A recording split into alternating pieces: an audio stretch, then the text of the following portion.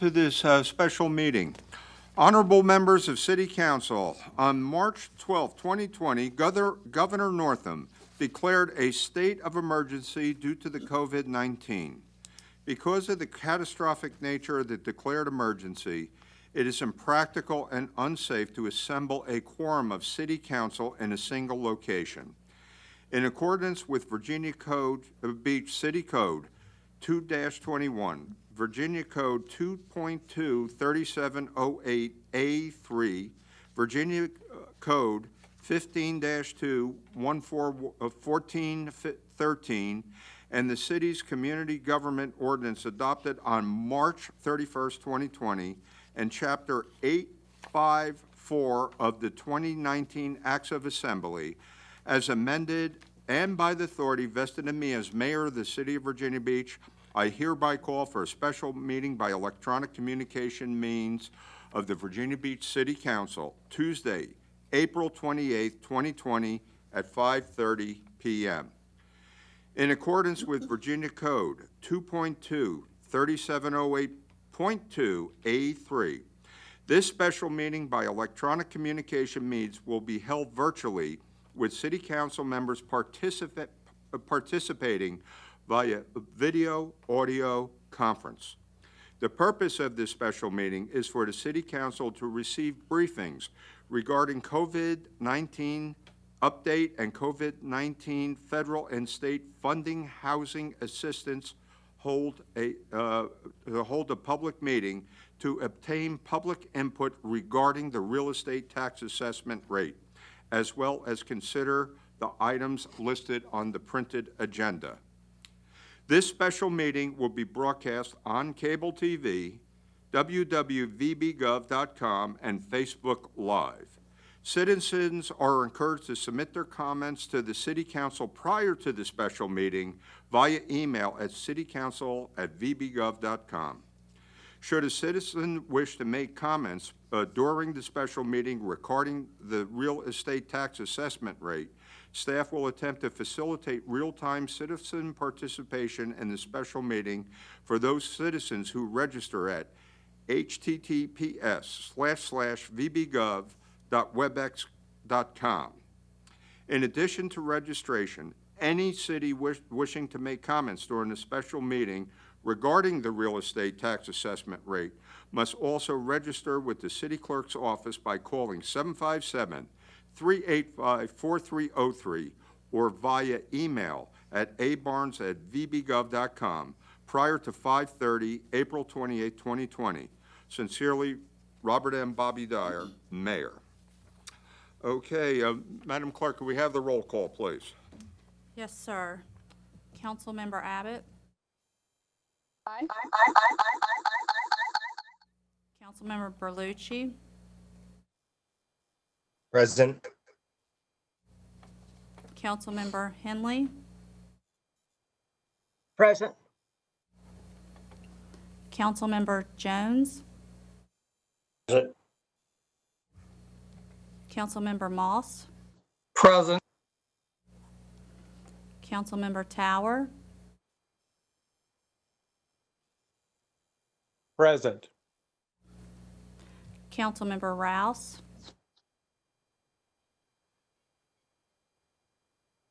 Present. Councilmember Wilson. Here. Councilmember Wooten. Aye. Vice Mayor Wood.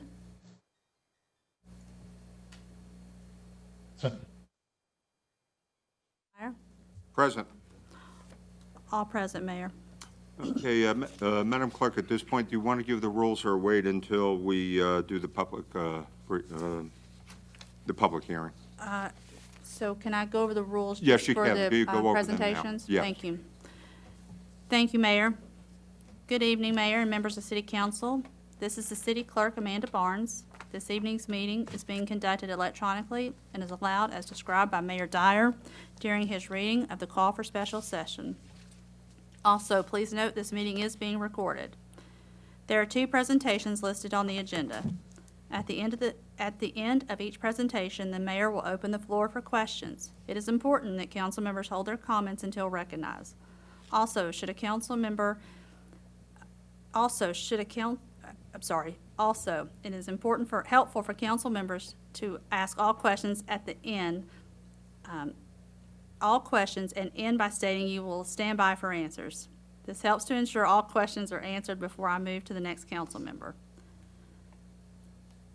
Okay, are we Mayor ready Dyer. to move forward? Okay, thank you. Now we will open the COVID-19 update, and afterwards, we will be opening the floor for questions. So, Mayor and members of council, we have online today Dr. Demetria Lindsay, who's the director of the Virginia Beach Health Department. She will provide a brief update from the health department's perspective, and then followed by Erin Sutton, the director of emergency communications for Virginia Beach, and she will follow it up with the city perspective. So we'll start out with Dr. Lindsay, if she's online. Yes. Yes, good evening, Mr. Mayor and members of the City Council. It's a pleasure to be with you this evening. I'd like to start with our state and local updates in terms of counts. As of April 28th, there were 14,339 cases of COVID-19 cumulative in Virginia and 492 deaths. Locally, in Virginia Beach, there have been 359 cases officially reported on the VDH website as of 4/28/20. Virginia Beach Department of Health has investigated or is in the process of investigating 360 cases. The epidemiology curve shows counts confirmed and probable at this time based on Virginia Department of Health disease reports that we receive. Our cumulative death total is 12. That is one additional one since last reported yesterday. And our cumulative number of cases released from isolation is 198. And to clarify that, of the 360 cumulative cases we have, 198 of those are no longer active and have been released from isolation.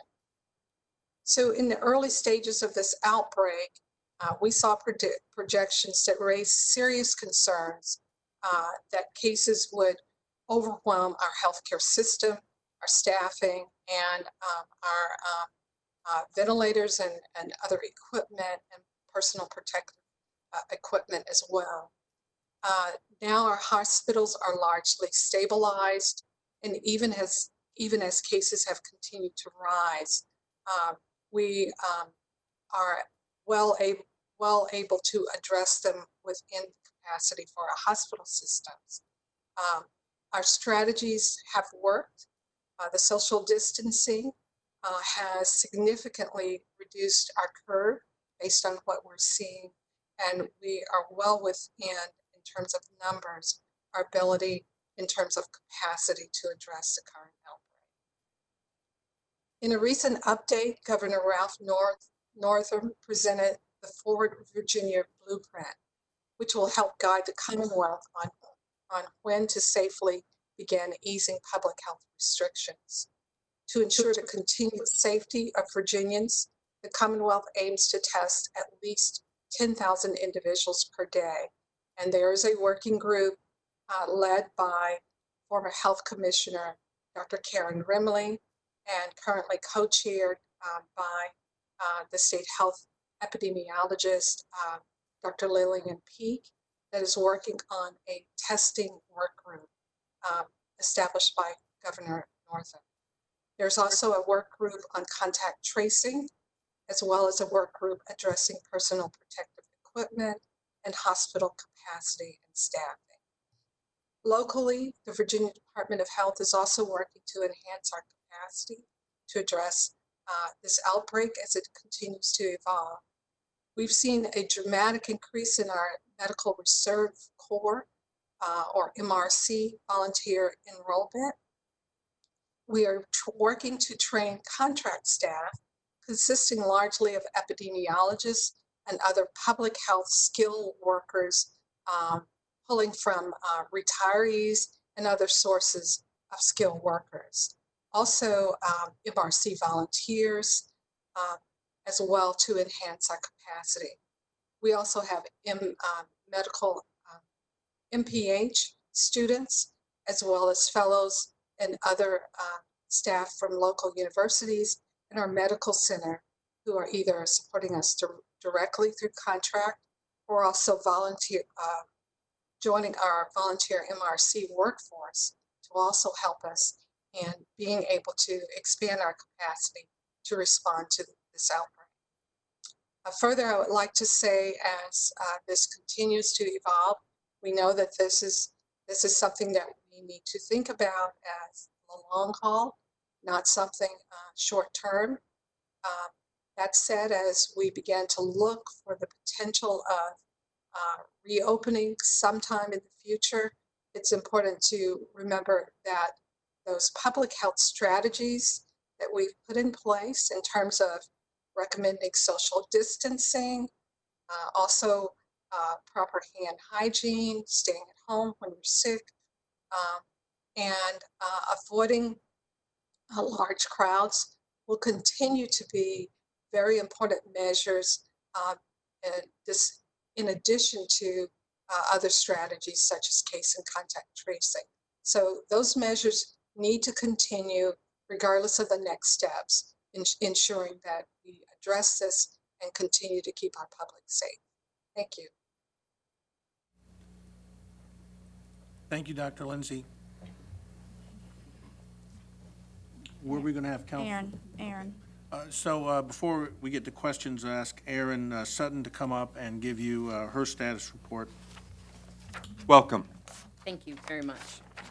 So I'm going to start right out with our PPE that tends to be the biggest question for us right now that we're getting from the community.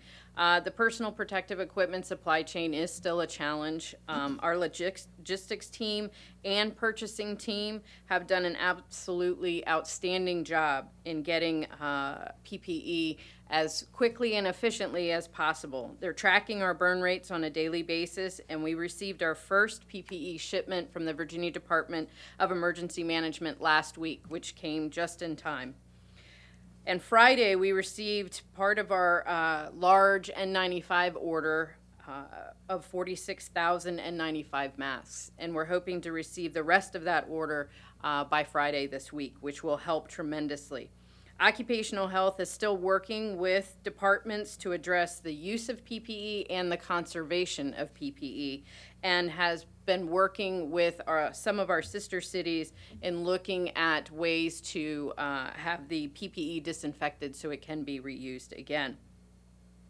The city has also worked to put together PSAs for employees on the use and conservation of PPE.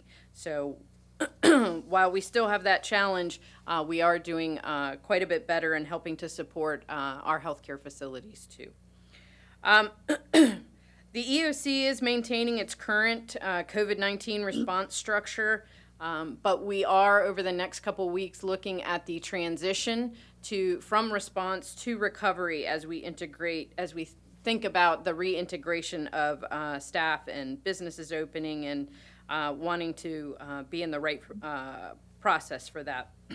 The EOC is sending out a survey to department directors by the end of the week to identify there may be gaps in their continuity plans or where we can provide assistance, but to get an overall picture of what reintegration for our city looks like from our department directors so we can make an informed decision moving forward. The city's economic development team is working with businesses on grants, loans, and addressing daily reopening questions. The city workforce has had 13 confirmed cases since the start of the incident. 3 were volunteers, 10 were city staff, and 2 are still out of work. That means the rest are back to work.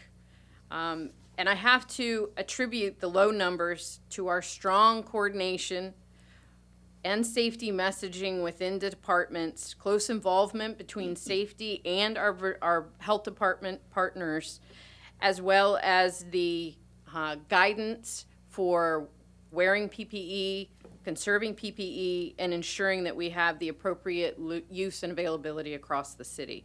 I have to really hand it to our teams that we are looking at numbers that low. Public safety call volumes have remained lower than normal, which is a common happening across the region.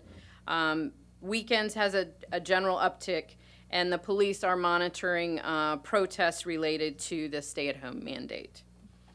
The Virginia Beach City Public Schools continue their daily food distribution with an average of serving 90,000 meals each week. 79 children are currently registered in our child care program with Parks and Rec, and that is city employees and our healthcare, our Centera partners as well. To date, we have 685 special events that have been affected through August due to COVID response, which has resulted in approximately $2.1 million in direct revenue losses.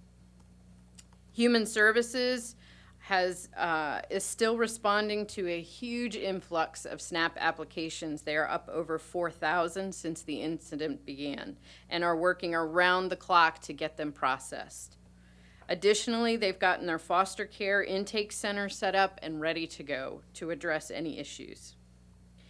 And finally, Office of Emergency Management and our partners are reviewing and updating our hurricane plans, evacuation plans, and taking a look at our shelter plans as we look at hurricane season beginning on June 1st. The forecast is we're looking at an above average season. And some challenges that may be, as we look at hurricane season and the challenges that we may have with COVID-19. We have been lucky, I say lucky, to be able to see how our southern states have been handling sheltering with the tornado outbreaks that they have been dealing with. But sheltering will definitely be a challenge as we try and maintain the social distancing. With that, thank you. Yeah, thank you, Dr. Lindsay and Aaron, for some good news there. We'll now open this up to council questions. The first council member of the question is Councilmember Wilson. Thank you, Amanda.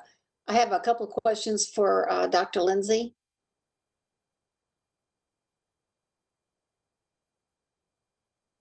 Yes. Lindsay, my first question is, there's been a lot of outbreaks within nursing homes, and it's created, a lot of problems and, across the state. And I wanted to know what we were doing about the nursing homes in our city. We have been in frequent contact with the nursing homes and consultation. In fact, we actually had a conference call with nursing homes today. Our nurse manager led the conference call in making sure that we had some appreciation of what safety measures they had in place, and also to provide them with information and advice of things to consider to continue to try to keep their facilities as safe as possible. As you know, in that type of congregate setting where we have high-risk individuals, it is a challenge to try to ensure that we do everything that we can to reduce the opportunities for infection and to address it early on. So in cases where we have had positive cases, we've been working very closely, directly with the nursing administrative staff, administrators of the nursing homes, to understand the outbreak, to ensure that we get a handle on knowing exactly who's infected, that they have measures in place to try to contain the infection or those infected and separate them from others who are not infected, to make sure that they are doing preventive measures such as cleaning, that they are also limiting visitors, where a lot of the potential infection may come in, and that they're monitoring their staff to also ensure that their staff are not infected and coming to work unrecognized. Also, many of the nursing homes, despite the issues with staffing shortages, have experienced staff that move from one nursing home to another. And that practice has been largely eliminated, understanding that that may increase the risk. We're also working with our nursing homes to understand what their staffing needs are and to help facilitate that. At this point, we're actually recruiting medical reserve corps staff who may have skills in healthcare to also help come in and augment staffing if needed, particularly thinking about things like helping with hydration and also helping with activity for individuals. When I say activity, there's no longer any group activity where people are mingling, but they are kept separate and given an opportunity to try to be as active as they can. Thank you. My other question is, we hear about testing and how important that is and getting enough tests going, but also the other piece of this of containment is the contact tracing. I talked to our city manager last week because we may have, some personnel who are not able to go to work right now, or we could maybe have some high-level volunteers to be able to work on this contact tracing, and also to work with the other cities in the region. It's my understanding we need about 30 tracers for every 100,000 of population. So this might be a real opportunity to use personnel that we already have, because this tracing is a very, very important part of containing this virus. And I think our own city has been doing a really good job of containment because of the contact tracing. So is this a possibility? Well, I would start by saying, I think what we're hearing in a number of states in terms of their challenges with addressing contact tracing starts with the fact that every state has not been consistently doing that in the past, but our health department has continued to do contact tracing, and it's been a very strong part of the activity that we do. And as I mentioned earlier, we are actively looking for opportunities to enhance those roles in case we need them. Starting with our medical reserve corps, I think we do have probably have city employees that may be a part of that. We're certainly willing to look at how we may be able to enhance that with city employees, but it is important that those individuals have specific skills. And those skills are involve a little bit more than just asking the questions, but understanding the disease transmission, methodology of interviewing, understanding how to identify those red flags when we're interviewing someone, to identify where we may need to pursue further cases or contacts. So there may also be other roles that we can use individuals in as well, and we're certainly open to looking at those. But there are certain positions in the city where individuals may have comparable skills that could be utilized in this work. And I know that Johns Hopkins has been putting together an online training classes for these contact tracers, which I'm sure they would be happy to share with us. Thank you, Dr. Lindsay. We are doing training within the health department. I think the state is also standing up resources to help train individuals as well for this role. Thank you. The next council member with questions is Vice Mayor Wood. Thank you. And my questions are for Aaron Sutton. And I've got 2 or 3 questions, and I'll just ask them, and then if you could respond. First, if you could repeat, and I didn't hear it before or didn't take a note of it, the number of employees that you said that have been impacted by this in terms of being infected. Also, with respect to the PPE, you mentioned that we got a shipment from the state.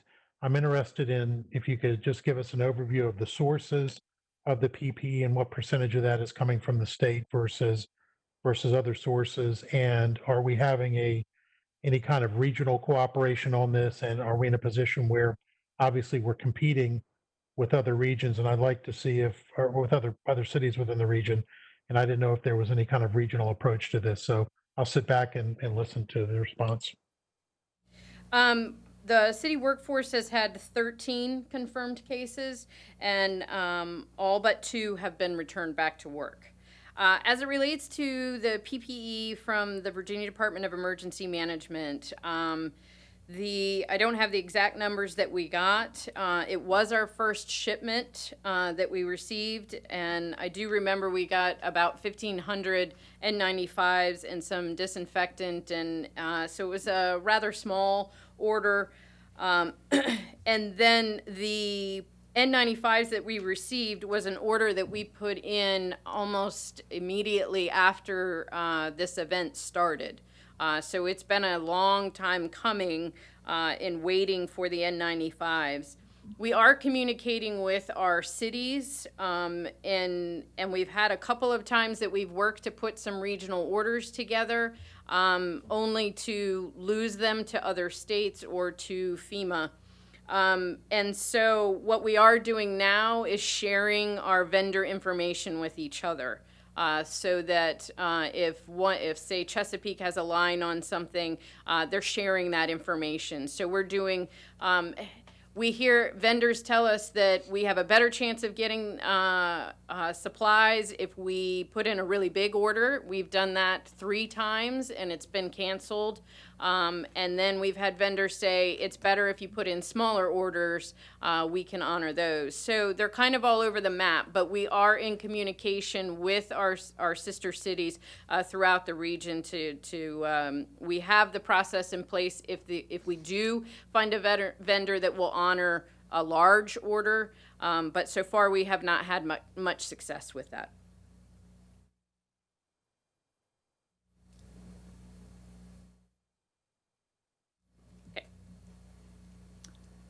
That's all the council members I see that have raised their virtual hand.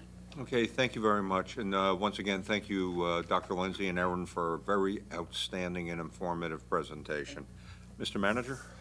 Mayor and members of council, and I would like to invite Deputy City Manager Ron Williams Jr. to come up. He's going to give a presentation on the COVID-19 federal and state funding housing assistance, which relates to a item on your agenda tonight.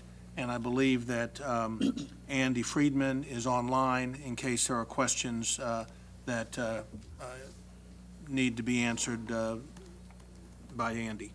Thank you. Welcome, Mr. Williams. Yes, sir. Good evening, Mayor and members of council.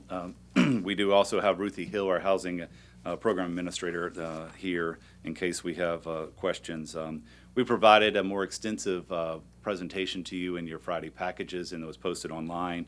We've also had public outreach in compliance with the federal guidelines and state guidelines for this funding. And I'm going to give a brief overview and then stand by for questions from our team. These funds are provided through the Federal CARES Act. This is agenda item number 1 on your ordinances this evening. They provide funding through the U.S. Department of Housing and Urban Development to pass through to states and localities to address the housing needs caused by the pandemic.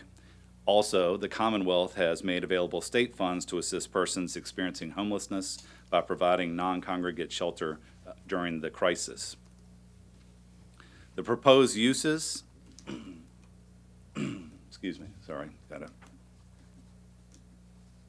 proposed uses in conformance with the opportunities that each of these programs. These programs are typically block grant programs that we receive on an annual basis. This funding, as depicted on this slide, is actually the amount of funding that we were allocated through the CARES Act funding. CDBG, or the Community Development Block Grant Program, we propose that the use be rental assistance to prevent eviction, mortgage assistance to prevent foreclosure, and then there are some administrative costs that would be associated with that. The Emergency Solutions Grant, we propose in accordance with the guidelines that we use hotel sheltering options, homeless prevention, rapid rehousing, and then there is some administrative overhead. The program Housing Opportunities for People with AIDS or HIV, we propose that we use that for motel sheltering, eviction prevention, short-term rental. And then the state has provided funds that are also blended with some FEMA funds that are passed through that we have used some and continue to recommend motel sheltering for homeless persons and related expenses. The operators for each of these programs, predominantly, we would recommend that it's our Department of Housing and Neighborhood Preservation with Andy and Ruthie's team to provide each of these. And in two programs, both the HOPWA and the Emergency Solutions Grant, there are some nonprofits that can provide this in partnership with us. We did begin hotel sheltering back in March. With using some existing funds and the support of the state. We can start our eviction prevention program for renters this week, and then stand up the other three programs in May and June. The program eligibility follows HUD guidelines and state funds. They have requirements, including household income limits. Regulatory and statutory waivers provide some flexibility during this pandemic, and the eligibility requirements may vary program by program. We are recommending specifically for the eviction prevention program that we use the income eligibility up to 80% of area median income, which is approximately $44,450 for a single household or $63,450 for a family of four. However, we will recommend prioritization of assistance during the first few weeks to lower income households. Applications will be administered through the Department of Housing and Neighborhood Preservation. We also want to make you aware that we have, Congress and HUD have provided statutory and regulatory waivers that allow cities to use our current year funding and the allocation for this upcoming budget year in new and more flexible ways, so they can also be utilized for housing assistance during the pandemic crisis. Existing funds are already appropriated to accounts that in some cases, because it's through the HUD system that has multiple years of previous allocations, and they can be used to supplement the pandemic funding through the CARES Act, or we also have the funds that are in your pending budget for that can be appropriated. They'll be, we recommend that funds be allocated to programs according to the new regulations, and we'd like to bring forth a recommendation for that through the manager to you in the coming weeks. There are several $1 million that could be added to over and above the funding that's coming from the CARES Act. We've also received some communication from the state that they're working to provide an opportunity that also could bring additional couple $1 million or more to these programs. So we ask your support for this ordinance, item number 1 this evening. The recommendation is to accept these funds for the proposed programs. Okay, at this point, any questions for Mr. Williams or any of the staff members that he mentioned for clarification?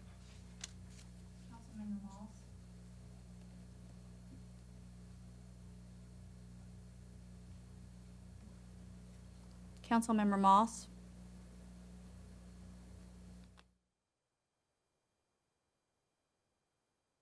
My question, Mr. Friedman. I'm always concerned when we have a very vulnerable population, which we have, and I like the fact that this couple of weeks, we're focusing in on those with the lowest incomes, but it's still a first come, first serve. So if you have an oversubscribed situation, there can be things about people with the transportation or how the information gets to them that in fact, on an income basis, you've left people out. So how do you equitably do that? I know some places when they look at housing, which is a critical resource, they go to a lottery and they take applications for a fixed period. And if it is oversubscribed, then that's how they allocate the money. So it isn't, truly who's the most informed and has the best transportation or whatever is the first served. So I'm not asking for any change in what you said tonight, because there's lots of things to consider, but I do hope that before we do actual implementation, that thought process of how you're going to deal when you have oversubscription, given the nature of our population of Virginia Beach, that first come, first served may not be the most equitable way to do that.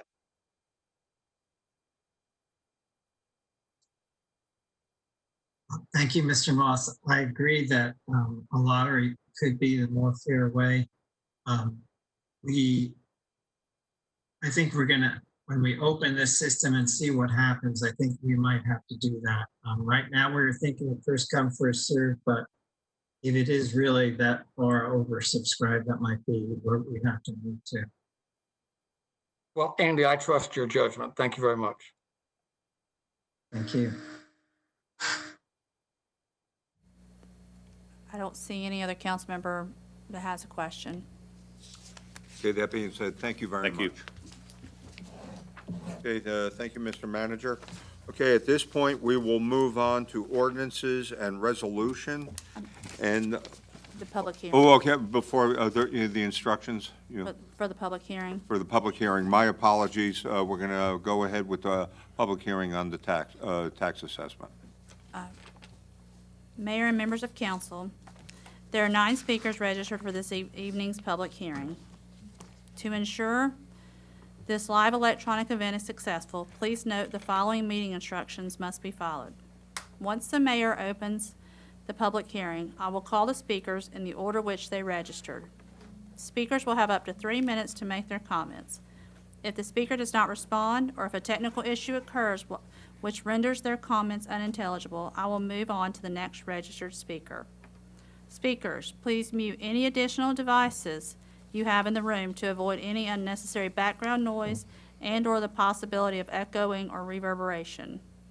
It is important that once your name is called, please wait 2 to 3 seconds to ensure council hears your complete remarks. Please begin your comments by identifying yourself. Also, do not ask, "Can you hear me?" as only 1 feed is open at a time to minimize the echo or reverberation, and as such, you will be unable to hear a response. At the conclusion of the public hearing, the mayor will then move to the ordinances resolution listed on the published agenda. The mayor will ask for a motion and a second, and then open the floor for discussion. The city clerk will then recognize the council members in the order in which they raise their virtual hand. Once discussion is over and the vote is called, the city clerk will proceed with a roll call vote of city council members. Once the vote is recorded and stated for the record, the mayor will then move to the next item listed on the published agenda and continue as previously stated until all items on the published agenda have been considered. All votes will be by roll call and recorded in the minutes. Mayor and members of council, are there any questions about the process? Seeing no one has questions, Mayor, I'll turn the meeting back over to you for the public hearing. Okay, at this point, can you call the first speaker with regard to the real estate tax assessment rate? The first speaker is Dr. Amelia Ross Hammond, and the next speaker will be George Pilgrim.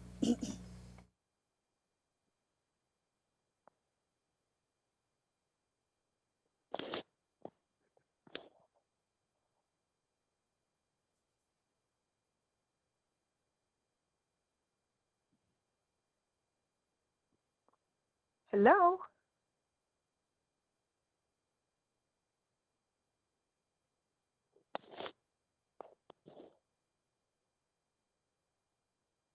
Hello?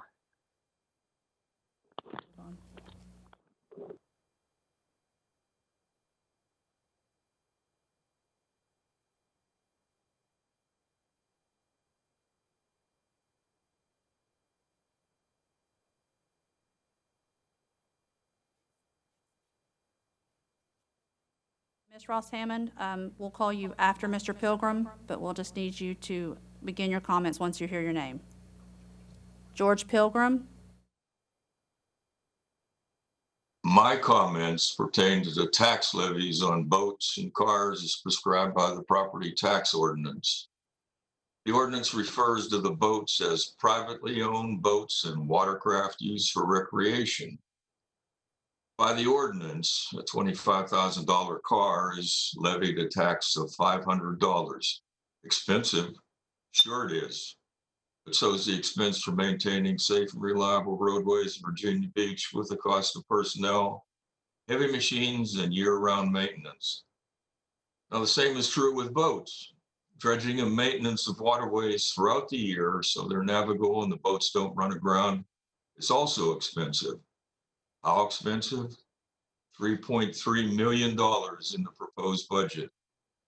Now, contrary to the $500 tax on the car, the owner of a $25,000 boat pays no tax, nor does the owner of a $100,000 boat. Well then, who pays for the $3.3 million for maintenance dredging? Well, taxpayers do, most of whom do not own a boat. This distorted process of favoring boat owners who has had the approval of City Council for years, year after year, City Council approves a no cost, no tax favoritism for boat owners through a meaningless tax levy at the expense of taxpayers. Now, the proposed operating budget this year is $1.8 million, 21 dredging personnel and their facilities located at the end of Owls Creek near the aquarium. Now, the proposed capital improvement budget is $1.5 million for dredging Lynn Haven Bay area, Rudy Inlet, and outside in the Atlantic Ocean where shoaling occurs. The grand total there is $3.3 million. Now understand, I've not included any of the work done by the Corps of Engineers or any SDS commitment of places like Chesapeake and Colony. No, $3.3 million is funded by the taxpayers of our city. More than 13,000 pleasure boats use waterways in Lynn Haven and Rudy for recreation. The city has 21 full-time employees to keep the waterways open for navigation. However, the expense for this operation is not borne by boat owners who benefit from safe and open waters. Instead, it's foisted on all the taxpayers of Virginia Beach. Now, do our neighboring communities have a boat tax? Not sure. Norfolk has minor shoaling around the hull of Battleship Wisconsin that it has to contend with from time to time, but they don't have nearly the magnitude of dredging Lynn Haven Bay or Rudy Inlet or the shoaling outside Rudy Inlet or 13,000 boats to contend. Now, if City Council would tax. Appreciate your input. Go ahead and mute him. The next speaker is Dr. Ross Hammond. Mayor Dyer, members of City Council, and City Manager Leahy, good afternoon. My name is Dr. Amelia Ross Hammond, founder and chairman of the Virginia African American Cultural Center, Incorporated. I'm formally speaking today requesting your support of funds allocated for our Cultural Center in the 2021 year's budget. The center exemplifies the city's 2030 plan for a more culturally diverse and equitable community. We understand these are difficult times amid the coronas, but empowering and encouraging our community amid when we are being disproportionately impacted is critical now more than ever. Our center has been actively engaged in the community and partnering with several cultural, faith-based, and civic organizations, as well as local and national institutions. We are also proud of our achievement in the short time and optimistic about its future. The center has proven to be a valued partner in our Hampton Roads community, offering educational programs, cultural events, and engaging in vital community conversations about equality and race. We are counting on these funds based on the advice of our feasibility study consultants to hire a nationally recognized capital campaign management consultant and launch an aggressive fundraiser from large-scale private donors and corporations to achieve our goal, raise the building, and provide jobs for our local community. Such steps for raising over $1 million at a time are essential during this economic downturn.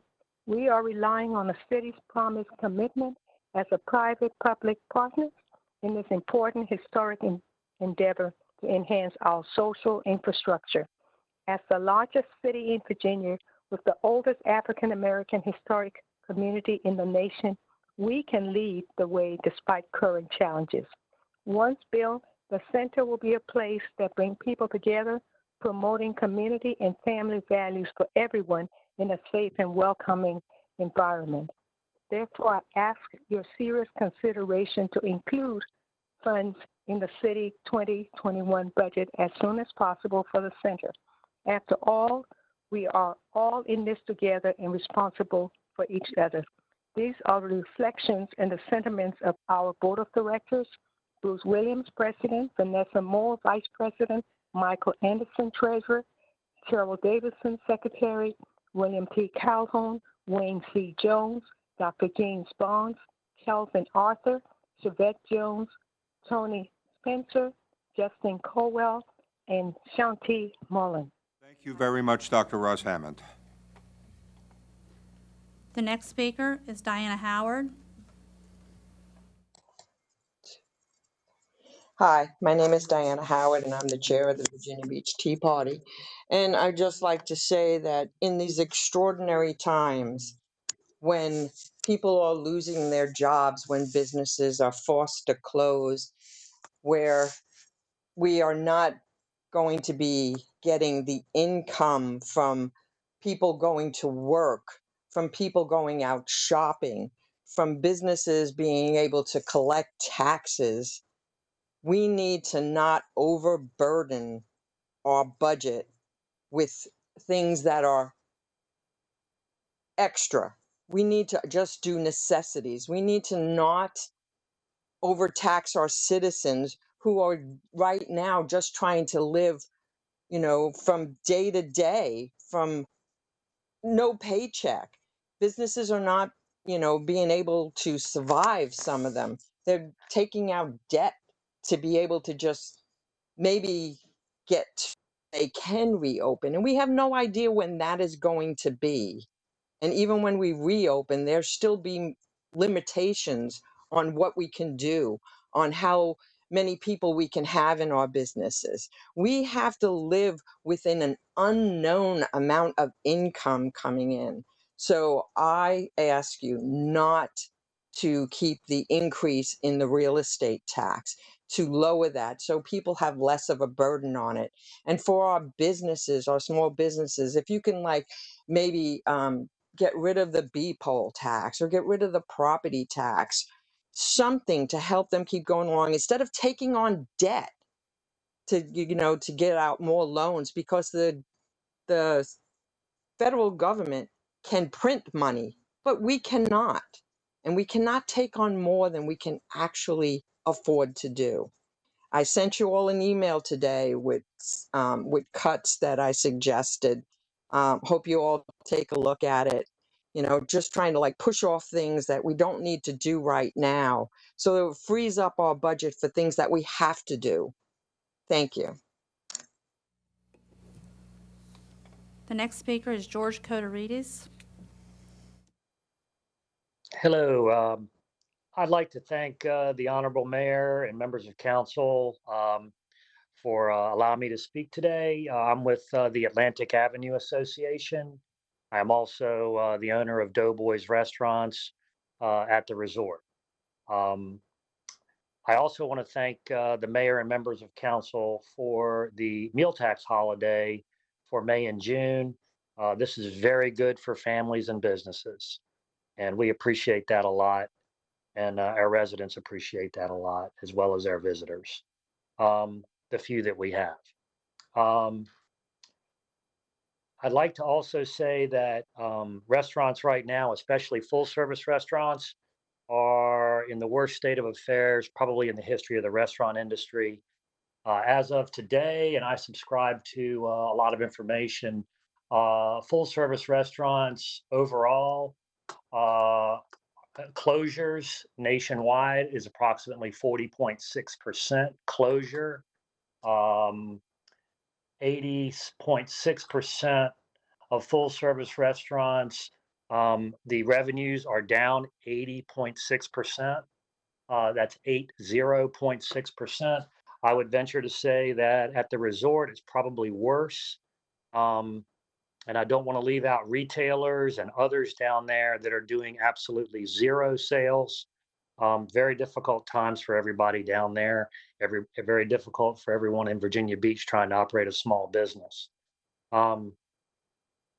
What we have is not economically sustainable. We need to get our tourism going. I can't wait for ads to hit our customers in other markets when we're able to open our beaches. We need to get our beaches open very soon. God knows we need to get them open very soon. And I can't wait for those ads to tell everyone that we're open and that Virginia Beach has healthy breezes, healthy beach breezes. Thank you for the opportunity to speak. The next speaker is Laura Hubbard.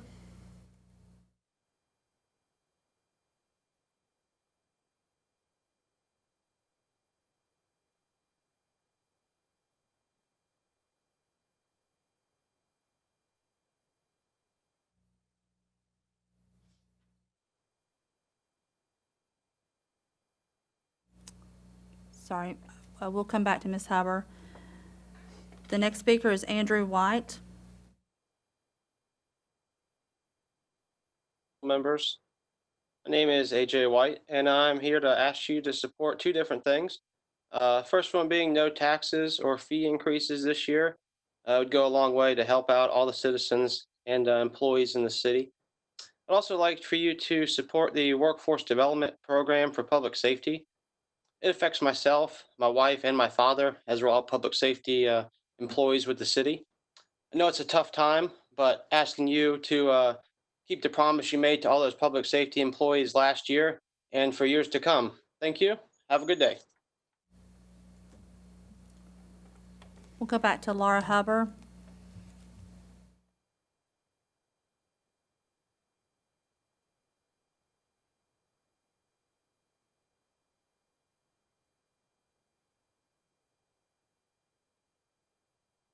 We'll go to the next speaker, William Dillon.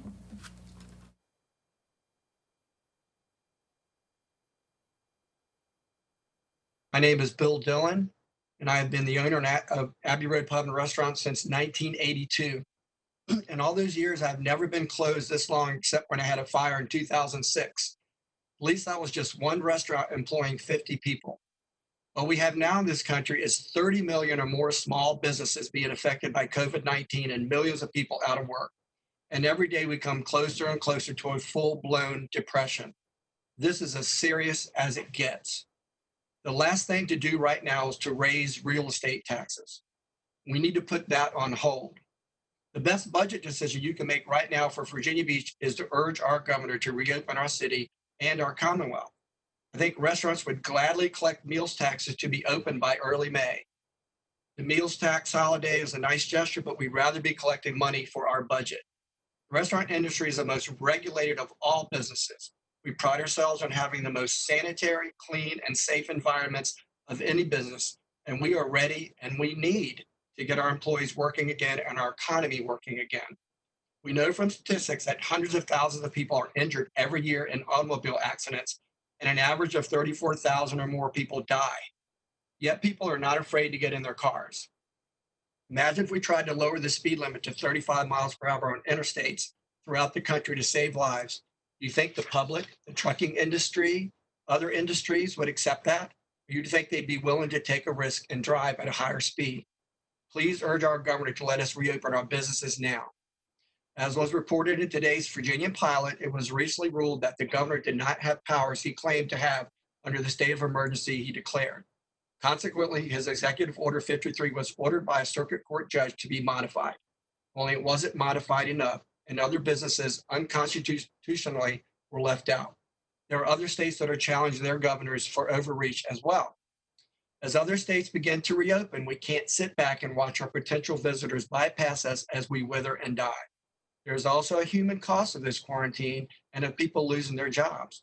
Depression, loneliness, suicide, poverty, hunger, increased drug and alcohol addiction, And yes, people do die from those things. One of the saddest articles I've read in a long time in the Virginia Pot was just the other day about alcoholics relapsing after 20 years.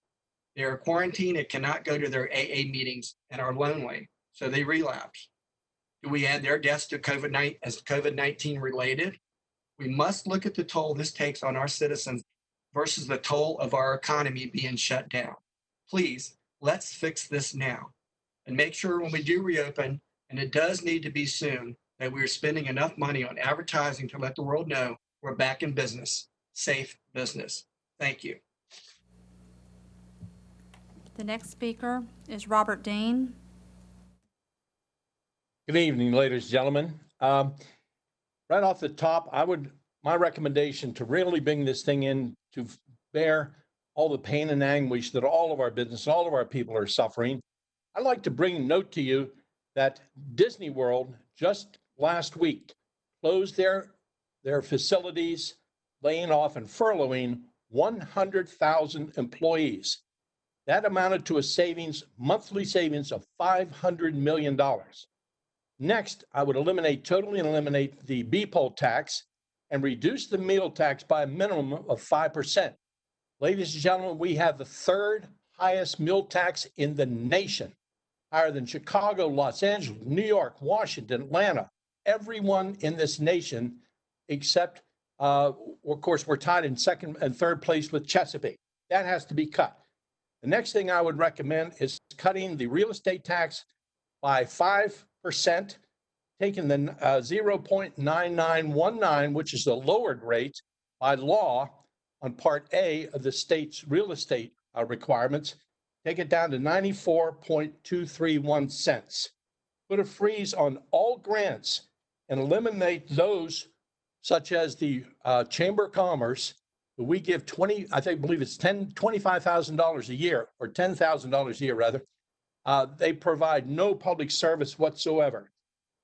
Unfortunately, the institutionalized bureaucrats, and I'm not picking on any one individual, but it's just the way government is. They are protected on all their jobs, their benefits, whereas the people who are providing all that revenue to the city and to those bureaucrats, we are the ones out here who are suffering.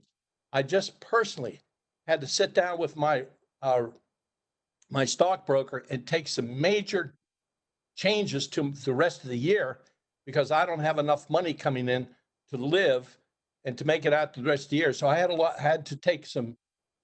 to buy out some stocks or sell some stocks and take some tremendous losses.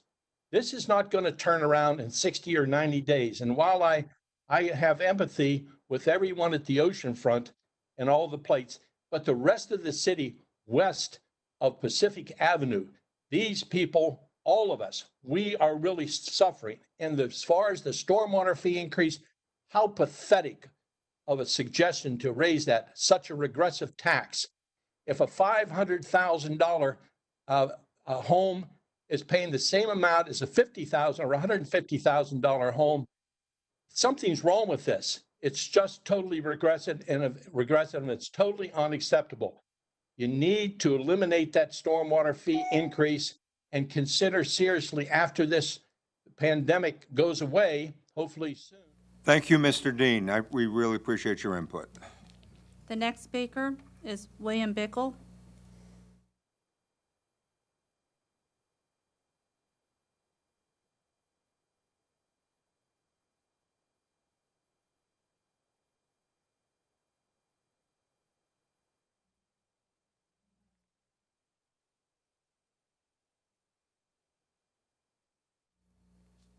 William Bickle.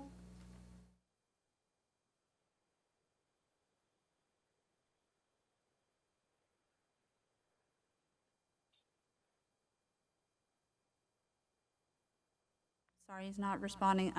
Let's go back to Laura Hubbard.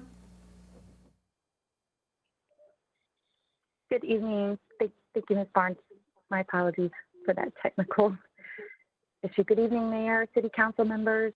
My name is Laura Woodhuber. My husband and I own Crocs 19th Street Bistro here in Virginia Beach. And right now, our industry is hurting and we need your help. And these are bold times and require bold leadership and will require even bolder decisions. So here are a few considerations. First, as a mayor and council members, please help advocate on our behalf to Richmond. You can let decision makers in Richmond know that you are hearing our voices and you have a direct and important role to play in this critical moment. On the local level, your bold leadership could look like this: keeping the temporary meals tax and reducing the real estate tax for the rest of the year. It was a great gesture for a few months, but we can do more. You can do more. And this problem is going to be with us for at least a year at the minimum as we rebuild our entire industry. And I'm urging you to be resourceful and creative in your advertising and include in-market to locals and to the over 1.7 million who live here in Hampton Roads and coastal Virginia region. The implementation of the disparity study is another way to support small businesses, especially minority-owned and women-owned business. Now more than ever, it's critical that we don't leave folks behind. Utilizing our Economic Development Office to help restaurants and small businesses where our federal government has failed us. With the ordinances before you this evening on the Small Business Emergency Assistance Program is a great step. Implementing the sustainability plan to help reduce our energy and water usage will help offset your city costs and must protect our flooding and sea level rise projects. So I applaud Councilmember Lucci's effort this evening to help the helpers with the EMS and firefighters ordinance. And I hope all of you will consider some of these measures. Thank you. We have one additional speaker, and he's actually trying to call in now. William Bickle. Let's see if he has got a call-in number.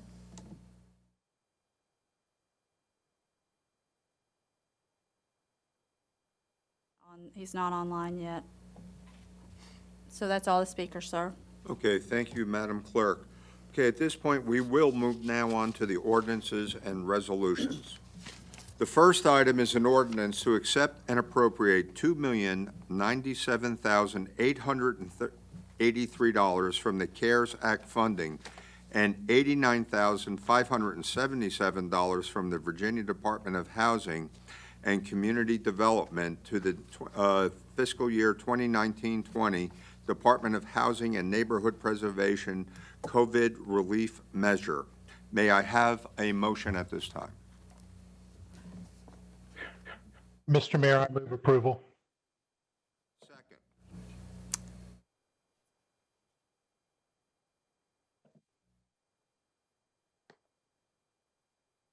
And I'll second that motion.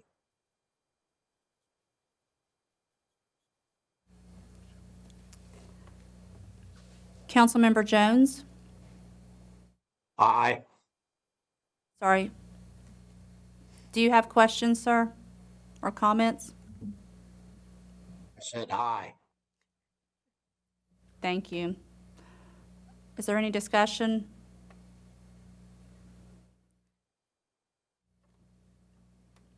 No one's raised their virtual hand, Mayor. Okay, at this point, could you do the vote? Yes, sir. Councilmember Abbott? Aye. Councilmember Berlucci? Aye. Councilmember Henley?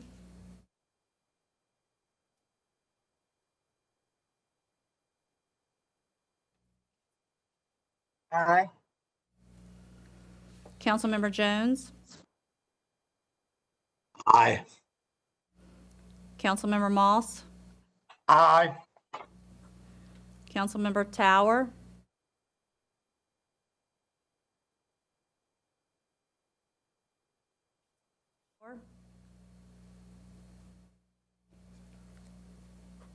He said aye. Councilmember Rouse? Aye. Councilmember Wilson? Aye. Councilmember Wooten? Aye. Vice Mayor Wood? Aye. Mayor Dyer? Aye. By a vote of 11-0, you have approved the ordinance to accept and appropriate $2,097,883 from the CARES Act funding and $89,577 from the Virginia Department of Housing and Community Development to the FY 2019-20 Department of Housing and Neighborhood Preservation rate COVID-19 relief measures. Thank you all very much. The next item is an ordinance to amend the calendar year 2020 tax levy on personal property and machine and tools rate personal property owned and leased by a member of the Volunteer Emergency Services or Volunteer Fire Department. May I have a motion? Actually, Mayor, I'm sorry, Vice Mayor Wood asked to make a comment prior to beginning this item. Okay, yeah. Mr. Wood. It's needed to disclose that I'm abstaining on this item. I have a letter on file with the city clerk, and although the city attorney has advised that I'm a member of a group, I'm choosing not to vote on this. At this point, can we have a motion? Councilmember Berlucci. Mr. Mayor, I move for approval. And May I, at this point, do I have a second? A second. Okay. Okay, at this point, we're open for discussion. Any council members wishing to make comment? Councilmember Berlucci.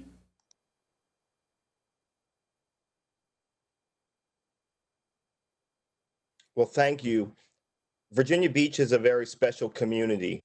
And one of the things that makes Virginia Beach very special are EMS volunteers.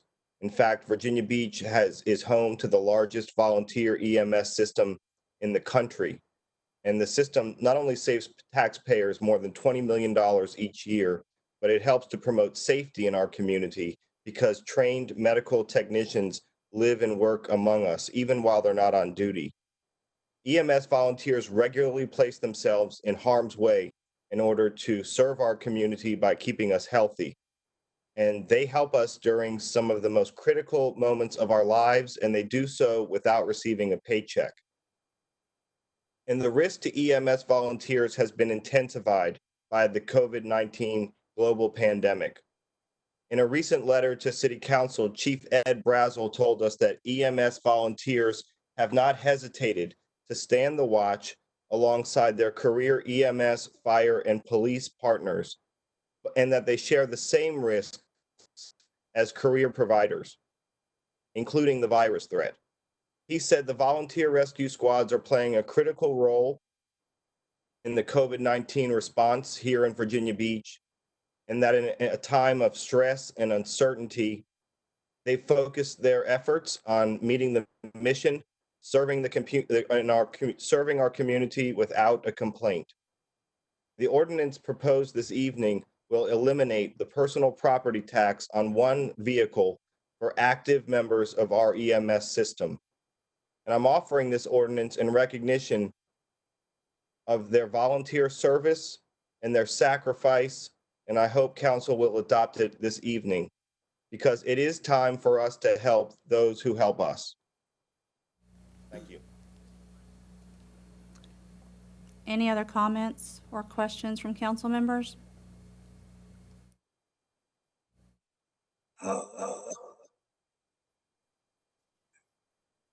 Yes.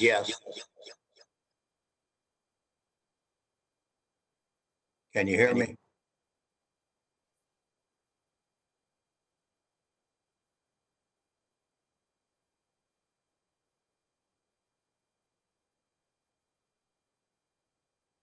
My question here on this particular item is number one, it seems to me that it would be better addressed at the time that we do the reconciliation and or vote on the budget rather than doing this type of thing piecemeal. That's my first question. And my second question is, there are a lot of other first responders too. There's the fire department. Those people do first responding. In fact, I suspect that in many cases, they're the first ones on the scene for EMS type issues.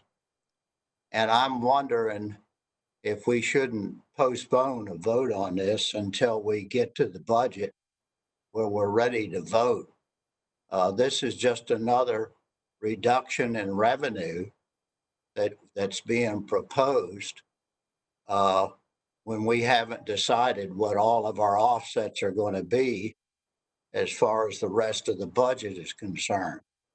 So I'm reluctant, quite frankly, to vote for it until we've come to the point where we have a reconciliation on the entire budget. Councilmember Berlucci, did you have additional comments? Well, I'd like to take a moment to respond to my colleague, Councilman Jones, who makes, I think, an interesting point about whether or not it would be more appropriate to include this item in the reconciliation budget. And that's a question that each council member will have to ask themselves. For me, I'm comfortable making this decision now, as I noted, in recognition of the service and sacrifice that EMS volunteers make to serve our city. And further, the distinction between EMS volunteers and other public safety professionals who I hold in the highest regard and recognize their service, their sacrifice, and all the efforts they make to keep our community safe and healthy during the COVID-19 pandemic and all the time, is that the EMS folks that we're discussing here with this ordinance are volunteers. And so for me, that's one important component that makes that distinction notable. Thank you. Councilmember Abbott? Yes, I actually raised my hand before Michael finished his remarks, but I wanted to share, I actually share a similar opinion to Councilman Berlucci. I think the notable difference is that these people are volunteers and they do this job out of the goodness of their hearts and their desire to be members of our community that are serving others in need. So I think this is the least we can do.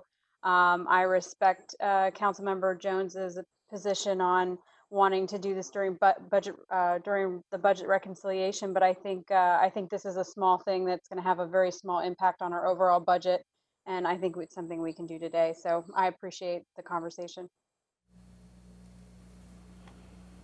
Councilmember Henley?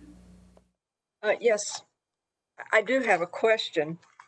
Are we amending the current year's budget, the 1920 budget, or are we amending the proposed budget? If this is saying the calendar year 2020, that would be the personal property tax bill that's coming in June. Is that the one that we are giving the relief to, or is it for next year in the budget that we are about to adopt? Mr. Bradley, can you address that? Yes, sir. It's actually this fiscal year, Mrs. Henley. It's calendar year. Personal property is actually based on a calendar year. So this would take action now so that it would be in place before the June 5th personal property bill, and now been extended to August 1st. And if council wants to take action for next calendar year, which would be next fiscal year, they would have to do that during reconciliation. So this one is for where we're at right now, this fiscal year. Thank you. Appreciate that. Councilmember Henley, do you have additional comments? I am clarifying then, it would be appropriate for us to act tonight if we're amending the current budget.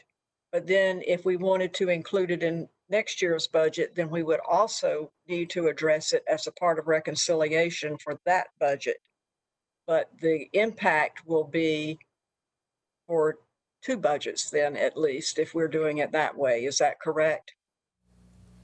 That's correct, Mrs. Henley. Tonight would be for this year and reconciliation would be for next fiscal year. One more question. Then if we're amending this year's budget, then I'm assuming the $60,000 that this would impact would come from our current available funds? Correct. I think Public Works vacancy salaries was identified. This revenue is actually part of the funding formula. So if council looks at it during reconciliation for next year, it probably should be shared between the city and schools if that's council's desire. Thank you.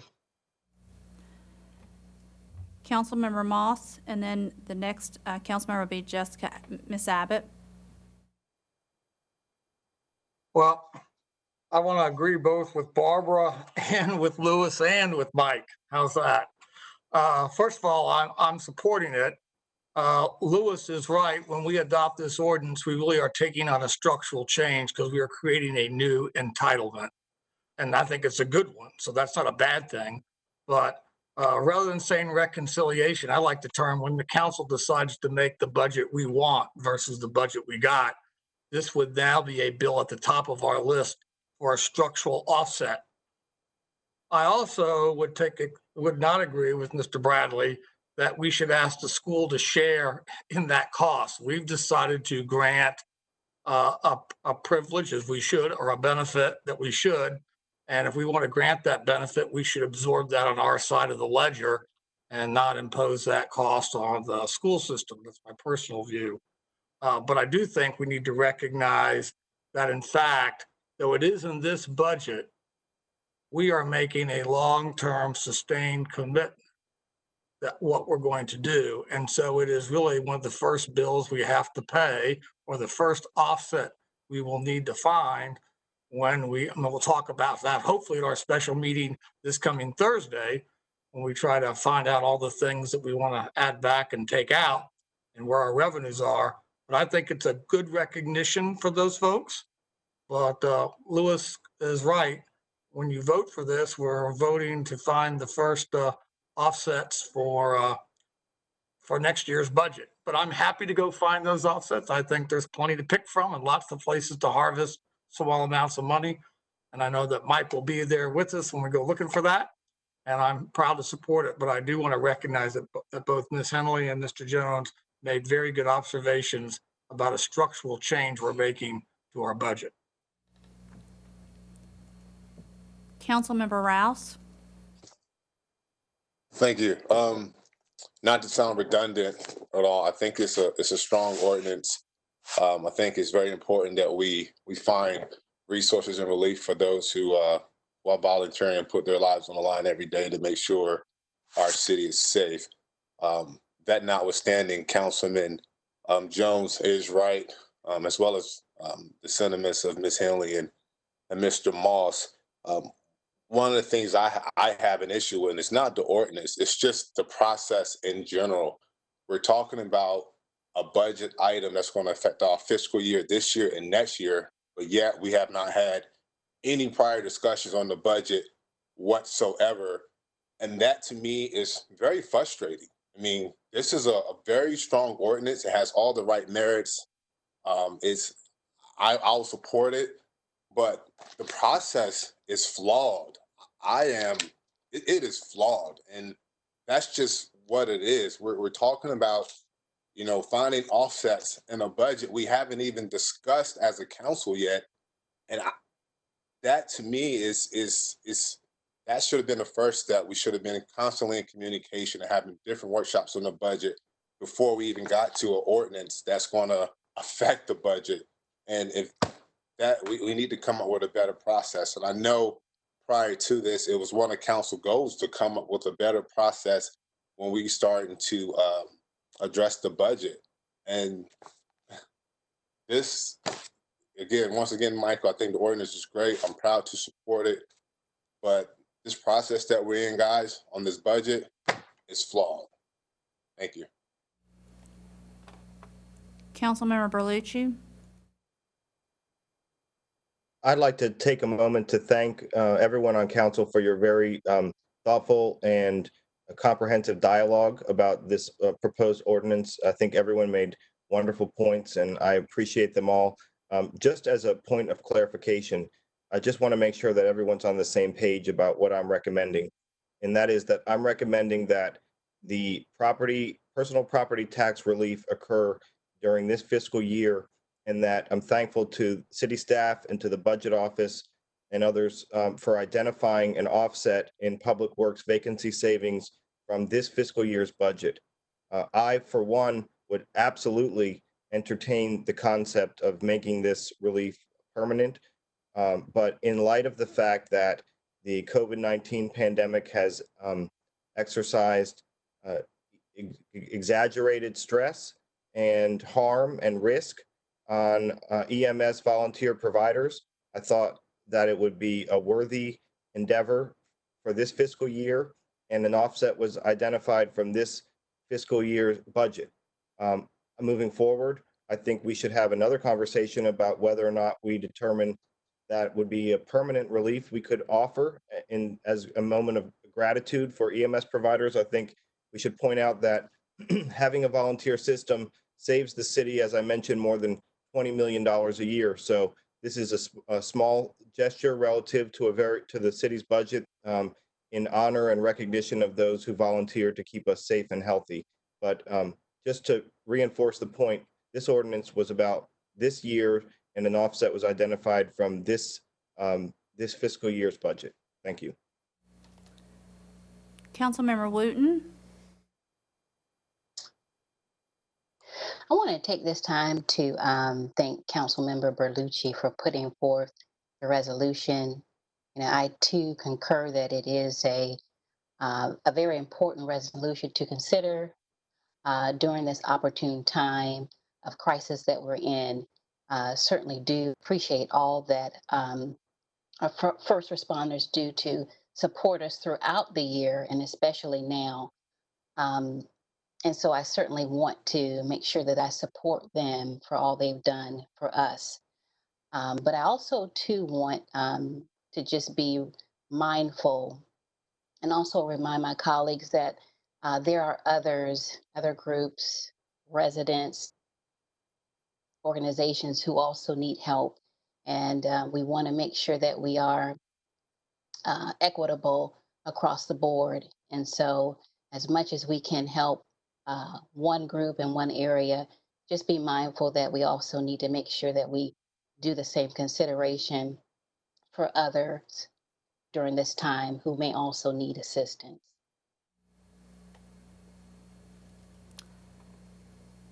I see no other council members with their virtual hand raised. At this time, we can call for the vote. Councilmember Jessica Abbott. Aye. Councilmember Mike Berlucci. Aye. Councilmember Barbara Henley. Aye. Councilmember Lewis Jones. Reluctantly, aye. Councilmember John Moss. Aye. Councilmember Guy Tower. Aye. Councilmember Aaron Rouse. Aye. Councilmember Rosemary Wilson. Aye. Councilmember Sabrina Wooten. Aye. Vice Mayor Jim Wood. Abstain. Mayor Dyer. Aye. By a vote of 10-0, with Vice Mayor Wood abstaining, you have approved the ordinance to amend the calendar year 2020 tax levy on personal property and machinery and tools for a personal property owned or leased by a member of Volunteer Emergency Services or Volunteer Fire Department. Okay, thank you all. The next item is an ordinance to add a small business emergency assistance program to the Economic Development Invested Program, EDIP policy rate COVID-19 pandemic. May I have a motion?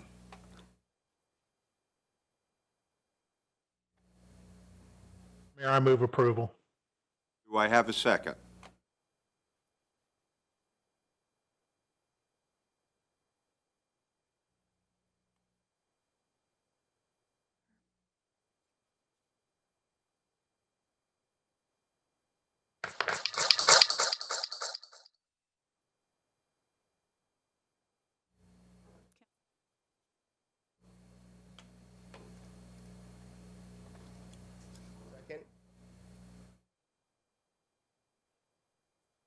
Okay, at this point, we'll open it for discussion.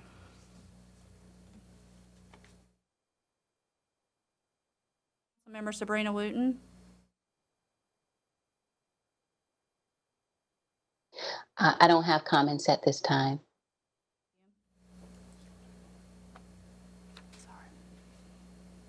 Thank you. Any council members with comments or discussion?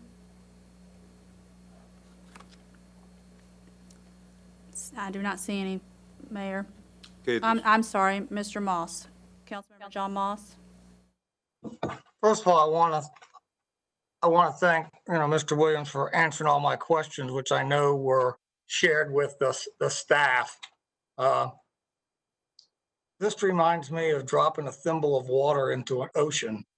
$1.5 million, max grant 10,000. That's about 150 grants. We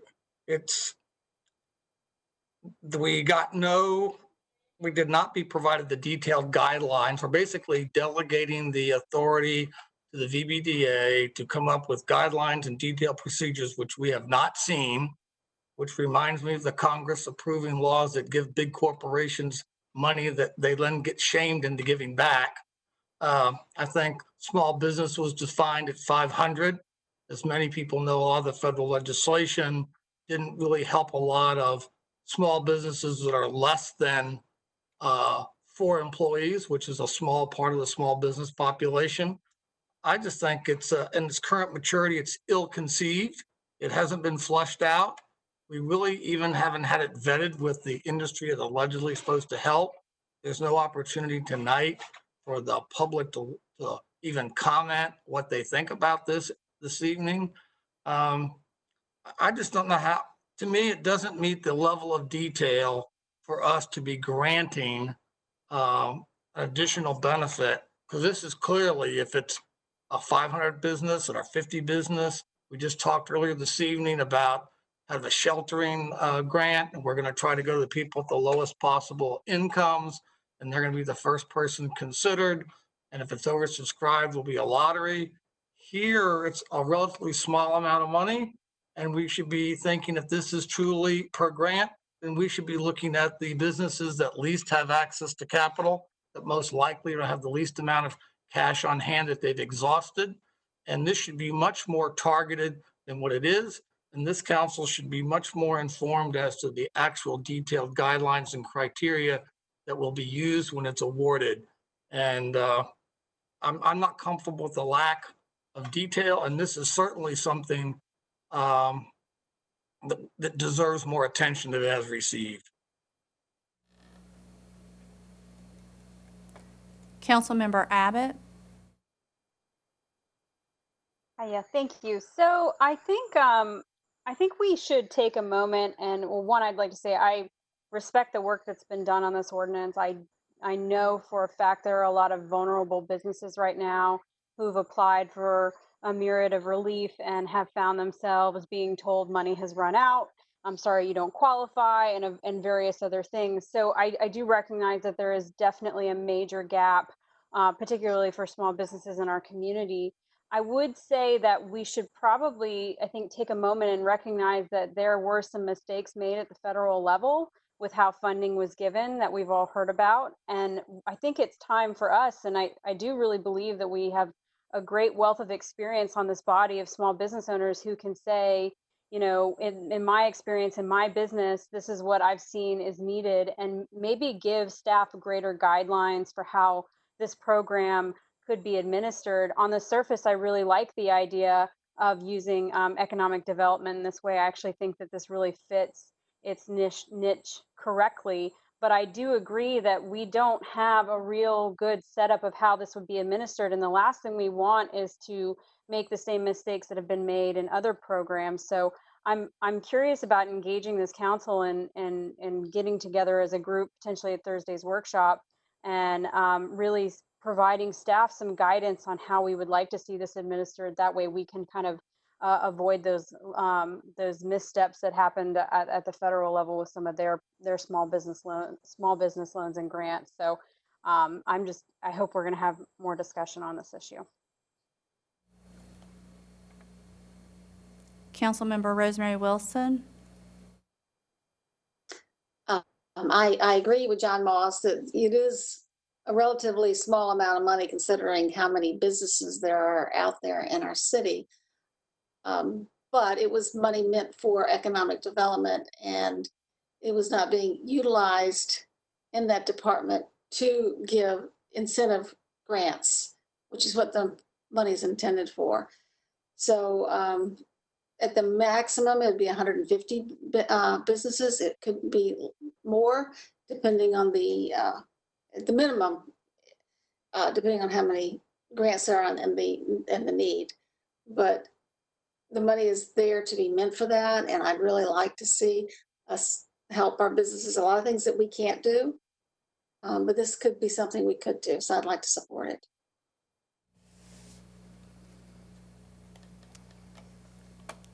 Councilmember Aaron Rouse. Well, I would agree with some of the sentiments that's been said about, new programs and the way they're designed to work, the way they're implemented. I will say that, listen, again, I think it's an innovative approach to find ways to support our local small businesses. I think we all understand that the federal government, the CARES Act, what it was designed to do, didn't quite reach home. And so this is a way for us locally, at the local level here, to be innovative and find ways to support our small businesses. And I think this is it's an innovative way. It's the right way, in that we have these funds available. If there's one criticism I have of the qualifying businesses, I would like to see the qualifying businesses with 250 employees less, not 500 employees, to really make sure the small businesses are that we're getting to the small business that need these grants. But again, I think this shows that our city is taking a necessary step. The leadership is taking a necessary step to find ways to support our small businesses, and kind of give them, some support that we have with to the extent of our authority. And so I will support this measure. Again, I'm hopeful that it will work out the way it's designed to do, but I think we all understand, like any new program that's going to put in place, you will have hopefully unforeseen setbacks. I hope there aren't any unforeseen setbacks, but this is a good way to help out our local businesses and let them know we're trying to do what we can as well at this local level. Councilmember Tower. Thank you. I'm going to vote for this measure. I think Councilman Moss's comments are well-founded, but I think the amount of money and the fact that the sooner we can get going on this, the better wins the day for me. I just hope that the officers of the authority that will be dispensing this are mindful of the points that were raised tonight about favoring the smallest of the small businesses who are the most vulnerable to going out of business. We need to try to help those people and as much as we can, and I think this is a good way to help it. I commend the folks who came up with a plan to do this with their budget.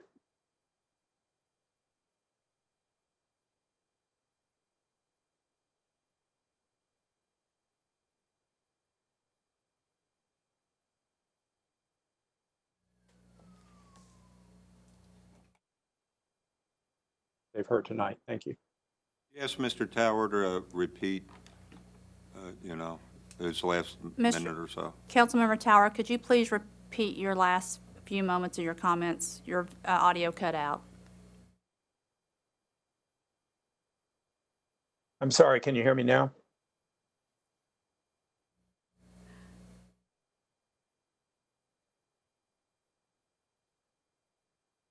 Can you hear me now? Yes, sir.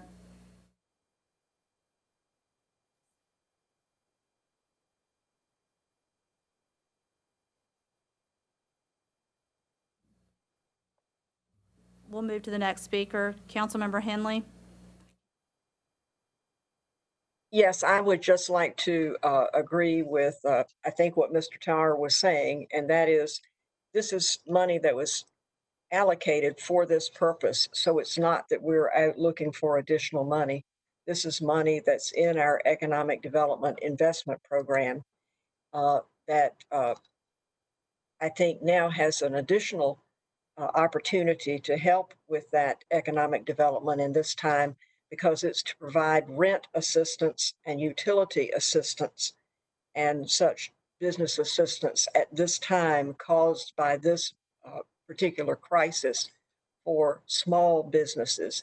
And I think it's the perfect fit for what we've been hearing from some of these small businesses. And I do agree that these need to be small businesses and not pretty large businesses. I think they need to be small. And I feel certain that our folks will be able to administer this program fairly and really look to help out these people who are hanging on to pay their rent and their utilities at this time. And I'm sure that they will be able to administer it in a fashion that is fair and not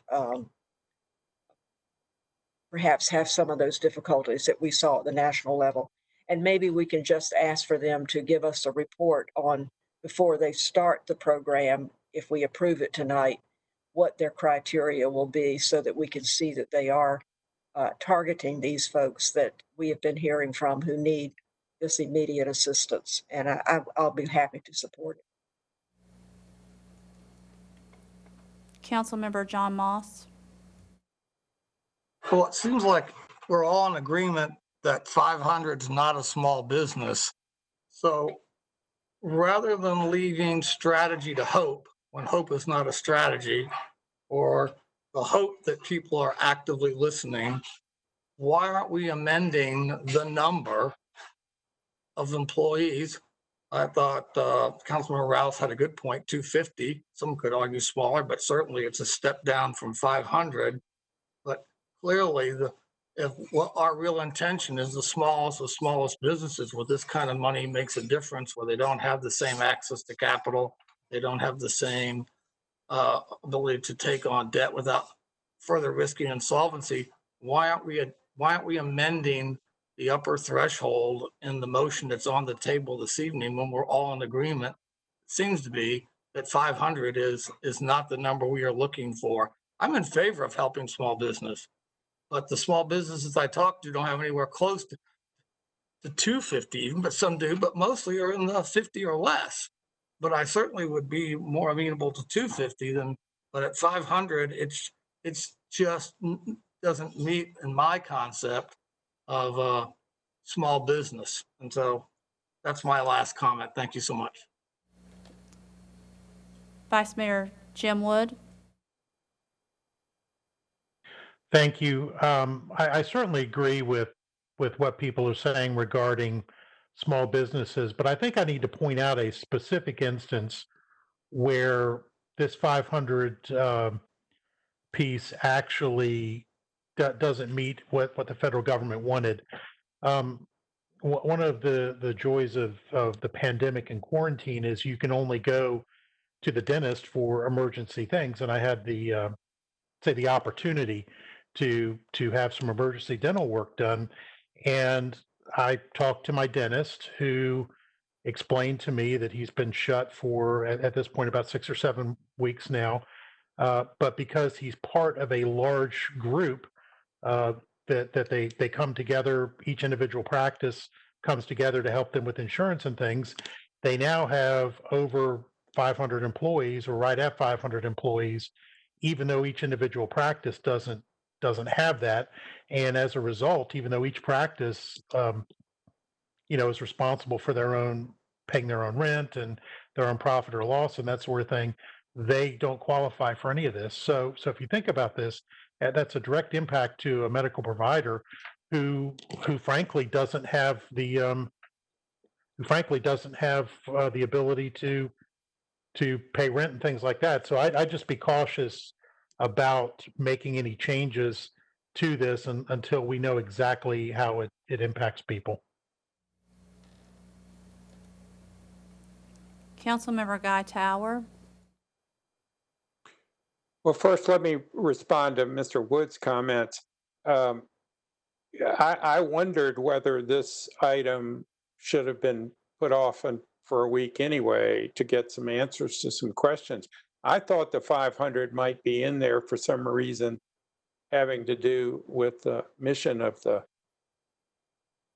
Development Authority or some oversight from federal. The 500 number struck me as a federal type number, not a local number. It's also a state number, if I recall correctly. I believe there were attempts to get that number lowered. Ms. Wooten, I'm sure, could refresh my recollection about that. But you can always find people that are going to have a story to tell. Even larger companies that are critical care, critical members of the business community. But I'm frankly unmoved by the fact that a group that takes the benefit of having their combined practices together for purposes of producing 500 employees but are not eligible. I'm sympathetic with them, but we know that there are many, many businesses that don't have the opportunity to have those kinds of mutual support groups, if you will, or are not large enough to make a difference so that they'd be attractive as a group. Indeed, they take pride in being independent and trying to do it all themselves. And in my mind, those are the people we're trying to help the most with this particular amount of money. At least that was my view as well. So if in fact it would not cause any kind of problem for the administration of this program, I'd be happy to amend it to a lower number, but I'm not sure that it does. Does anybody there have any idea whether it would cause any problems in administering the program to change the number? Okay, at this point, we're going to ask Taylor Adams for a clarification. Thank you, Mayor. On the point of the size of the business, we really hate to say that we were looking at a coin flip, but there were two definitions that we found. Traditionally, in the Commonwealth here, we've tracked with the SWAM definition that would use 250 as a base. We, at the last, basically while we were drafting, opted for 500 simply because it was consistent with everything else that we were seeing coming out of the CARES Act, and as we were dealing with a piece of policy that was that would be flowing out at the same time that the CARES Act was being published, we thought it was best to track with that number in the end. Councilman Tower, to your question, it really does not change the administration one way or the other, whether the number is 250 or 500. Other than that, I would just say my department truly does appreciate council considering this matter tonight, because we are hearing every day of accounts from the people in the business community that need this assistance in whatever form it can be administered. So thank you. Councilmember Jessica Abbott. So I'd like to just kind of circle back to 2 points. So one, I agree that the number should be reduced for sure. I think we always talk about trying to reach the most vulnerable group of people first. And to me, the people that are the most vulnerable population are, in this case, are going to be the ones that have 5, maybe 10 employees. I could see some retailers or restaurants that probably have more than that on their payroll. So I'm certainly not opposed to it being a significant number, like 50, 100, 250. I don't think it needs to be as high as 500. I think that we can step down. I think being with SWAM guidelines makes more sense anyway. But going back to somebody mentioned the wanting staff to bring us back what they're going to do, how they're going to administer this. I think this goes to Councilman Moss's point of accountability, and how do we know that we aren't going to make some mistakes? We've not done this before.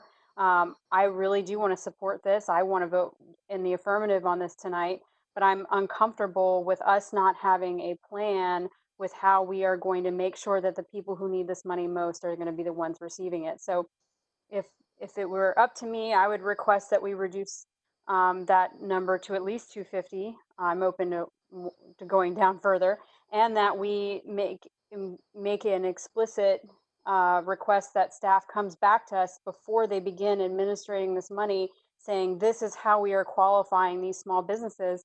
Because the last thing that we want are people that could otherwise make do receiving this money, and then us losing a precious business in our community that added to our cultural and social integrity as a city. So that's what I'm worried about. I'm hearing that the people who didn't qualify for SBA and the PPE loans, those are people who didn't have a connection with a bank. They're people who didn't know how to fill out the paperwork. They're people who maybe didn't speak English as a primary language. And unfortunately, with all things, the people that have the most influence usually have the most access to information and will be the people that are able to apply for this grant the quickest. And maybe we need to look at it as a lottery instead of as a first come first serve. Like I said, I have a lot of concerns about how this is going to be administered, and I want to vote in the affirmative on this tonight. I just want some assurances that we are going to really truly be reaching the small businesses that need this the most. At this point, can we ask Mr. Adams to, address some of the concerns of council going forward? Absolutely. Thank you, Mayor, and again, thank you, Council, for the questions and the feedback, particularly as it relates to how we'll administer the program.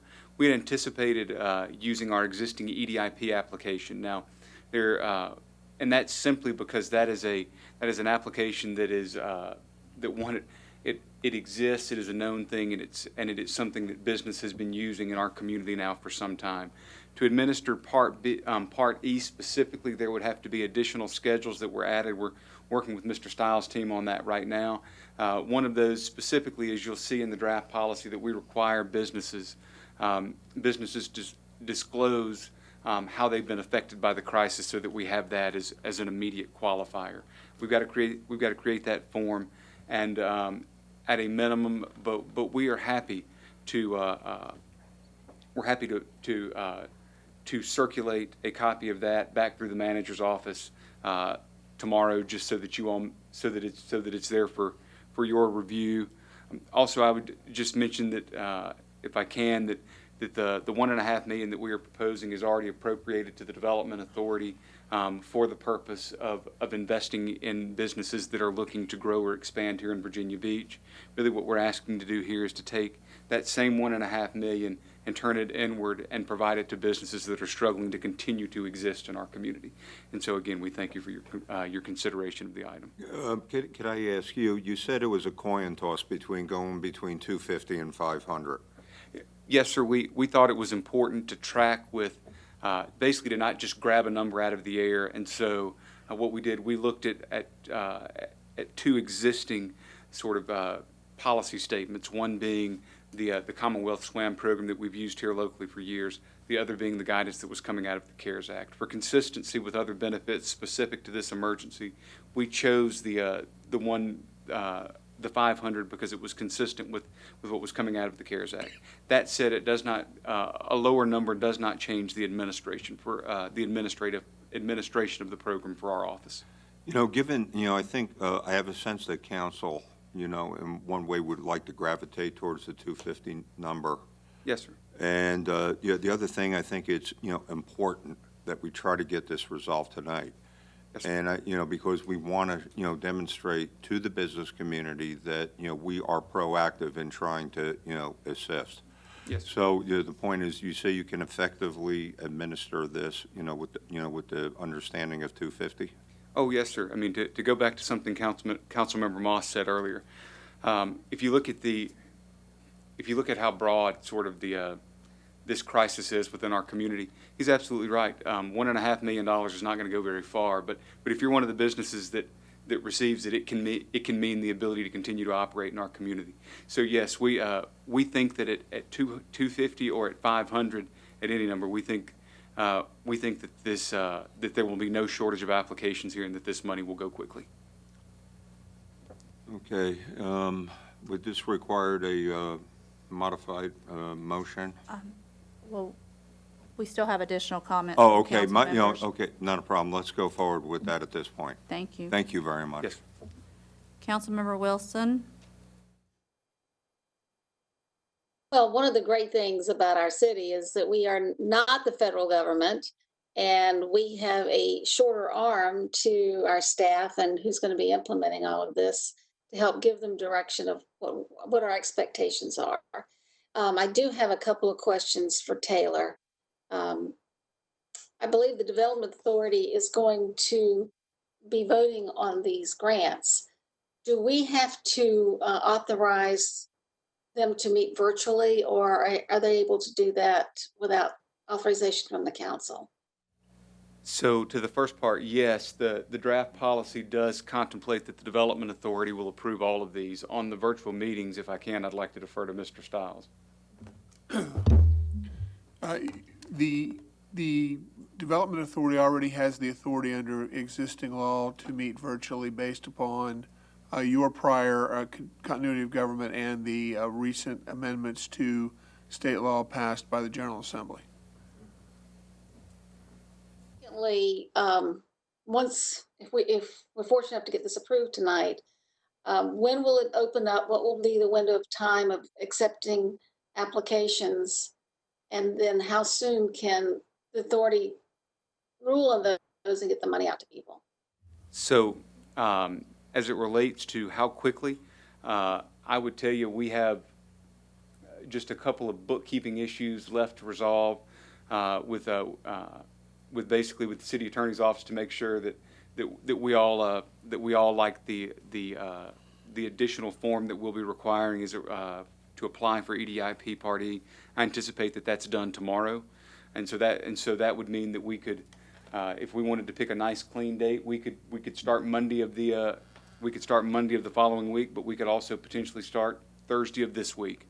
As it relates to the period, the draft policy that's in front of you contemplates a period basically that we would be taking applications until June 30th of 2020. I anticipate that the volume on this will be high enough that we will not make it to June 30th before this money is gone.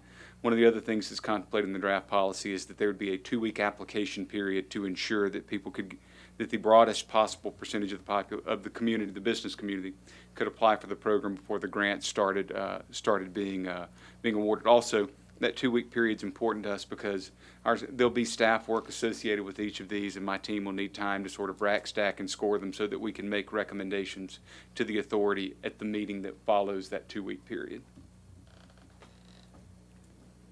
If I could make a recommendation, please, to set up that 2-week, and then if it needs to be extended, which I don't think it's going to be, that money's going to go quick to June 30th, but we should not be waiting until June 30th to get this money out to people. People need it now. They have rents to pay now. I've been hearing from folks that they're like the shopping centers, 50 or 60% are not even going to be paying their rent. So as soon as we can get this money out to people, the better. Thank you. Thank you, Councilmember. That's a great edit, and that's exactly why we were trying to track with the existing EDIP application, because we think that expedites the staff work considerably, so that we're in a position to make a faster recommendation to the authority, and then start and basically get the money out the door sooner rather than later. Councilmember Sabrina Wooten, and then after Ms. Wooten will be Councilmember Aaron Rouse.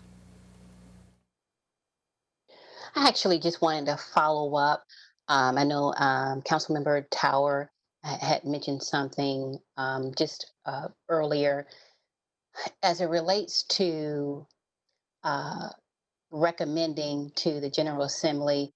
We did put in our legislative package that we wanted to look at redefining what it means to be a small business, and that number 250 is certainly something that we want to see changed in the definition. And might I add that the definition as it stands now can be seen as arguably one of the issues that we're having with disparity in small businesses and in SWAM businesses today.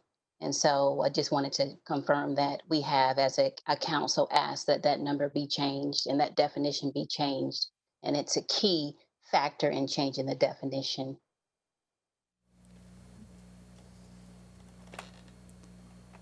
Councilmember Aaron Rouse, and after Mr. Rouse will be Councilmember Tower. Just wanted to quickly comment on the administering of this program really quickly. I think it's just really important that we do things expediently with a sense of urgency, and hopefully this will pass tonight. But I also think it's really important that we empower those who are going to be leading on these programs, such as Mr. Adams. I have the utmost confidence in Mr. Adams to make sure that this money gets to those businesses who are in dire need, and that this program will be administered in the right way. I think, addressing COVID, this team approach, council, we have to get to a point to where we just start empowering more of our staff to make sure that whether it's the housing program that we already approved tonight, that's going to help out with rent assistance, whether it's this program that's going to help our business out with rent assistance, that we empower those who are in those positions to see these things through, to be used to the ways that they are designed to do as well.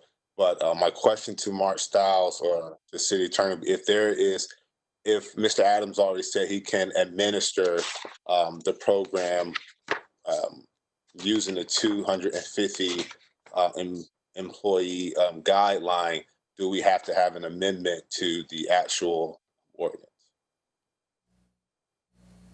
So it would be appropriate for a member of the council to make a motion to amend the attachment Exhibit A to change the qualification of 500 employees to 250 employees.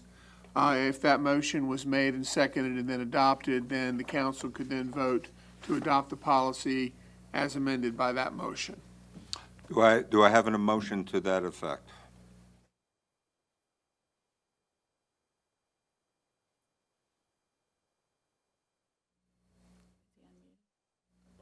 The employees. To amend the ordinance to 250 employees.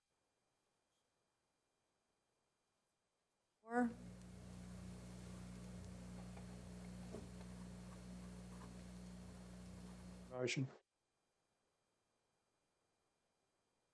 Motion and a second. Do we have any discussion on the amendment? Well, we still have council members that would like to make comments. Okay. The next one, Councilmember Tower.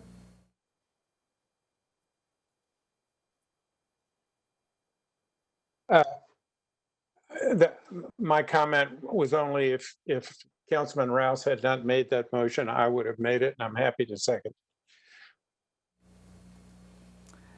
It appears everybody now has lowered their virtual hands, so. Okay, so we're ready to vote on the motion? So as a matter of clarification, you would vote to accept the amendment, and then you would vote to adopt the item as amended. So there'll be two votes. Okay, could we have the vote on the amendment to lower to 250 employees? Councilmember Jessica Abbott, Aye. Councilmember Michael Berlucci, Aye. Councilmember Barbara Henley, Aye. Councilmember Lewis Jones, Aye. Councilmember John Moss, Aye. Councilmember Guy Tower, Aye. Councilmember Aaron Rouse, Aye. Councilmember Rosemary Wilson, Aye. Councilmember Sabrina Wooten, Aye. Vice Mayor Jim Wood, Aye. Mayor Dyer. Aye. By a vote of 11-0, you have approved the motion to amend. Okay, now at this point, we will call for the vote on the actual ordinance, which is to add the Small Business Emergency Assistance Program to the Economic Development Investment Program, EDIP, RA COVID-19 pandemic. We will now call for the vote. do we need another motion? You are now voting on the motion that was just approved for amendment. So we don't need another motion or a second? No. Thank you, okay. Councilmember Jessica Abbott? Before I vote, I just wanted to make a quick comment that I really appreciate what this ordinance is trying to accomplish, and I'm going to vote to support it, but I would really like to have more details as soon as they become available so that we can act as that double check to all of what we do. To steal a phrase my father says is expect what you inspect and inspect what you expect. So I will vote aye, but I would like to see follow-up on this afterwards. Councilmember Michael Berlucci? Aye. Councilmember Barbara Henley? Aye. Councilmember Lewis Jones? Aye. Councilmember John Moss? Aye. Councilmember Guy Tower? Aye. Councilmember Aaron Rouse? Aye. Councilmember Rosemary Wilson? Aye. Councilmember Sabrina Wooten? Aye. Vice Mayor Jim Wood? Aye. Mayor Dyer? Aye. By a vote of 11-0, you have approved the ordinance to add a small business emergency assistance program to the Economic Development Investment Program policy for a COVID pandemic with the amendment to 250 employees. Thank you all for a great discussion on a most important topic. The last item is a resolution to approve a 2020 plan of financing with the Virginia Beach Development Authority, VBDA, not to exceed $240 million. Approve certain documents preparation in connection with such financing and authorize the execution and delivery of same. Do I have a motion? Vice Mayor Jim Wood?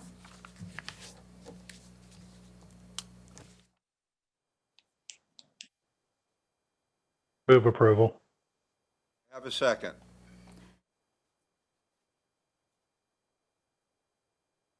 I'll second. Okay, we have discussion on this? Yes. The first council member is Councilmember Jessica Abbott, and then Councilmember Guy Tower. Well, seeing that there's a motion on the floor, I actually would prefer to defer this. I think it's a matter of making sure that this is an item that we've received only our packet on. I haven't received anything in greater detail than what was provided in our packet. I'm frankly uncomfortable with casting a vote today. I would like to see us set time aside for our work at our workshop on Thursday to get a brief from staff and then potentially vote on this on Tuesday. I don't see why we need to vote on this tonight unless I'm missing something that wasn't included in what we were provided on Friday. So I would like to make a substitute motion to defer this till next Tuesday. Okay.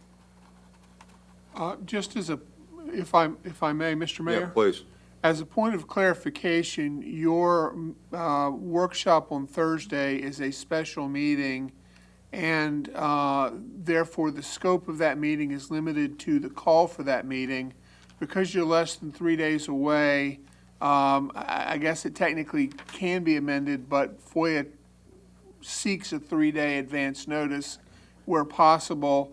So a briefing on Thursday could potentially be problematic, but in extraordinary circumstances could be obtained.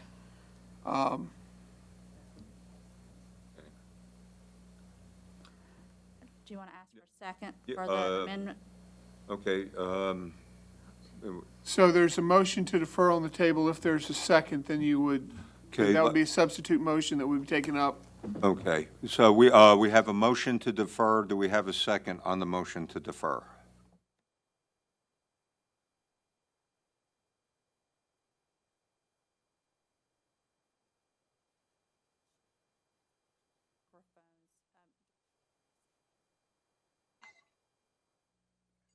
Do we have a second? Working, but for the purpose of discussion, I will second Jessica's motion. Okay, so we have, motion and a second on deferral. Do we have discussion? Yes, Councilmember Moss.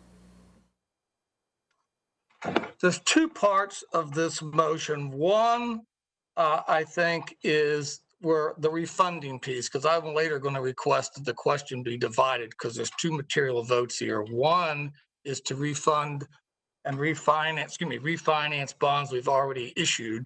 That's something I think we have all talked about in the past, and to lower the cost of borrowing and therefore a financial benefit to our citizens. So I'm not really, I really do support, moving on with that and take advantage of the marketplace, whether it's the Fed that buys our bonds or however that works. But that's the refunding piece. But then there's the new money piece. And that's a separate issue. That's the authorization of additional bonds, mainly to finance projects in the capital improvement program that I didn't vote for. So while I do think we could, maybe Jessica would agree that we could vote tonight, and I would vote tonight for the purposes of refunding bonds we've already issued for expenses that we've already incurred and borrowed money for, but to get it at a lower rate. That's something we all should want to do. But I would support a deferral for discussion.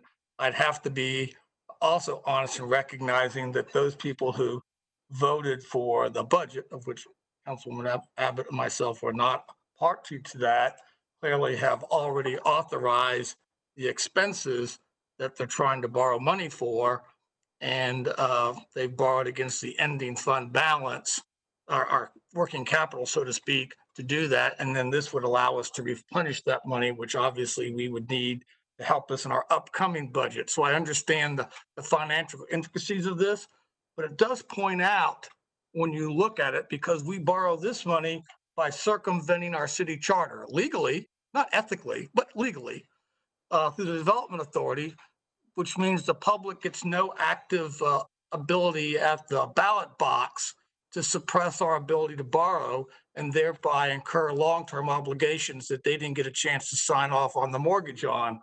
So this is, and now when we get things like this particular crisis above us and we got shortfalls of revenue, then these are things that have to be done. But if the public had a chance to vote, they probably wouldn't have happened in many cases.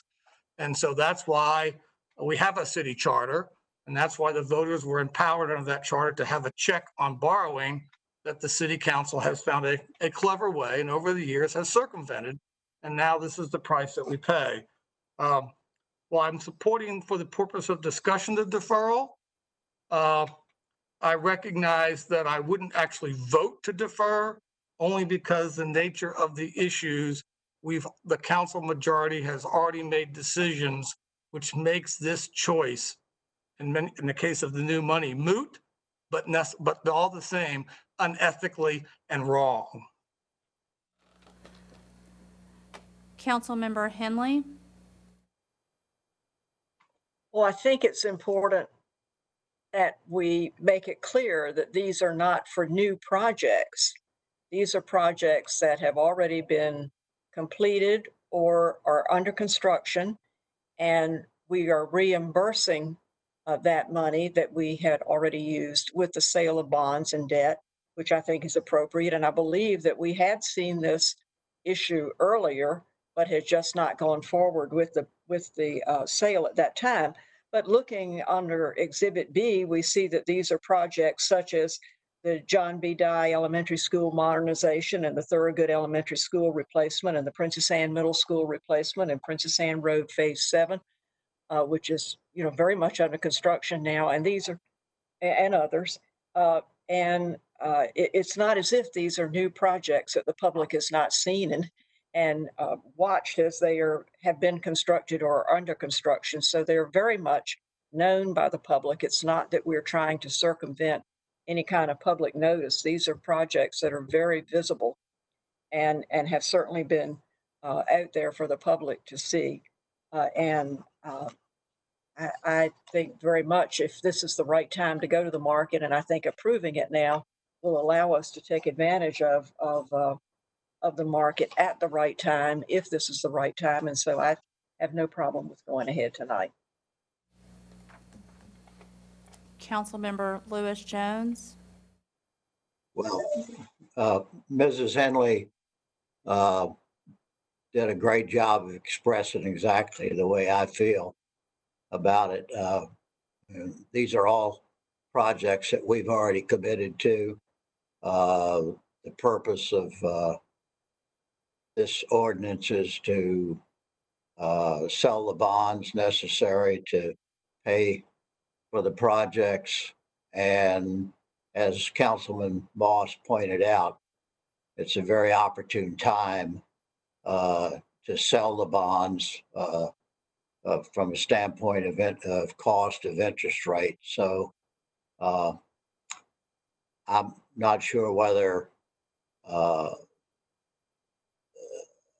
where we are here, but I think we need to move forward and go ahead and vote on this. Councilmember Rosemary Wilson. Thank you, Amanda. I'm like Mr. Moss, I don't have virtual hands. I keep having to text Amanda to ask her to call on me.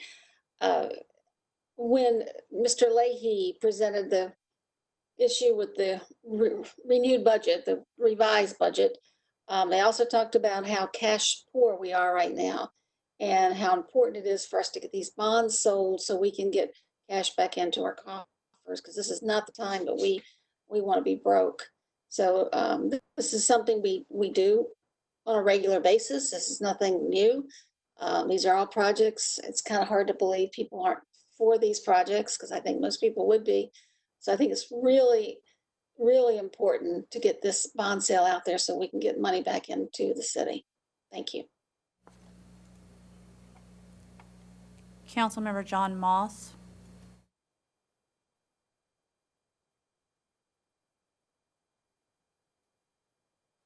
I was just going to ask Councilwoman Abbott. I second the motion for the purpose of discussion because I thought the discussion was important. The refunding makes a lot of sense. I don't disagree, because I said it myself, that this money is on the other bonds for projects that I didn't vote for. Not because they weren't good projects, because I don't think the ends justify the means, and we're using a means which our charter didn't provide for, which we found a way to legally but not ethically circumvent, and we shouldn't be applauding ourselves for that. But so being consistent with my vote on the budget, I won't be voting no on the divided question for the refunding, but I acknowledge, and I guess and if a majority weren't voting for it, I would vote for it, because then that would have to be done. But I think the principle, the people need to understand that this is not a practice that we should be continuing. And hopefully our budget coming up, we can go back to borrowing money under the charter with the people's active consent. Active consent is what our government was founded on. This process that we use doesn't provide for that. But I would ask my good friend if she would withdraw her substitute motion, only because of we can, I think, express our votes on the other side. And I do believe that delay is not in the public's best interest. And I think we can address our consent in a timely fashion tonight. Vice Mayor Jim Wood. I actually didn't need to make a comment. Thank you. Councilmember Jessica Abbott.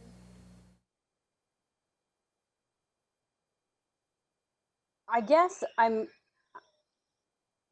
well, it doesn't sound like there's support for deferral, so I'm happy to withdraw my substitute motion. I find that we find ourselves in this rhythm where we say we have these policies that we're going to be presented with a presentation and greater detail of explanation, and then we're going to have this great discussion, and then we find ourselves in this case at the virtual dais saying, well, you know what, we're in a state of emergency, so forget the policies that we said were so important, and too bad there's citizens out there that don't feel like they're educated enough. I don't feel comfortable yet with this. I mean, I understand the merit of what's in here. I'm not necessarily against it.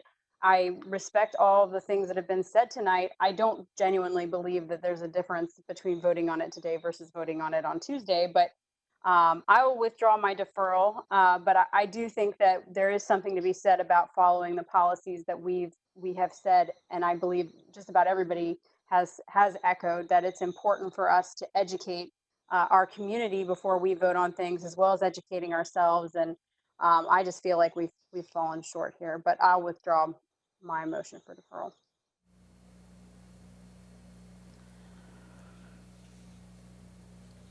So the main motion now, I guess. The main motion is to, is for the to for the approve, vote. and that was made by Vice Mayor Wood, seconded by Councilmember Berlucci. Does the main motion now stand? The main motion now stands, although I understand from Mr. Moss there is a request to divide the question between refunding and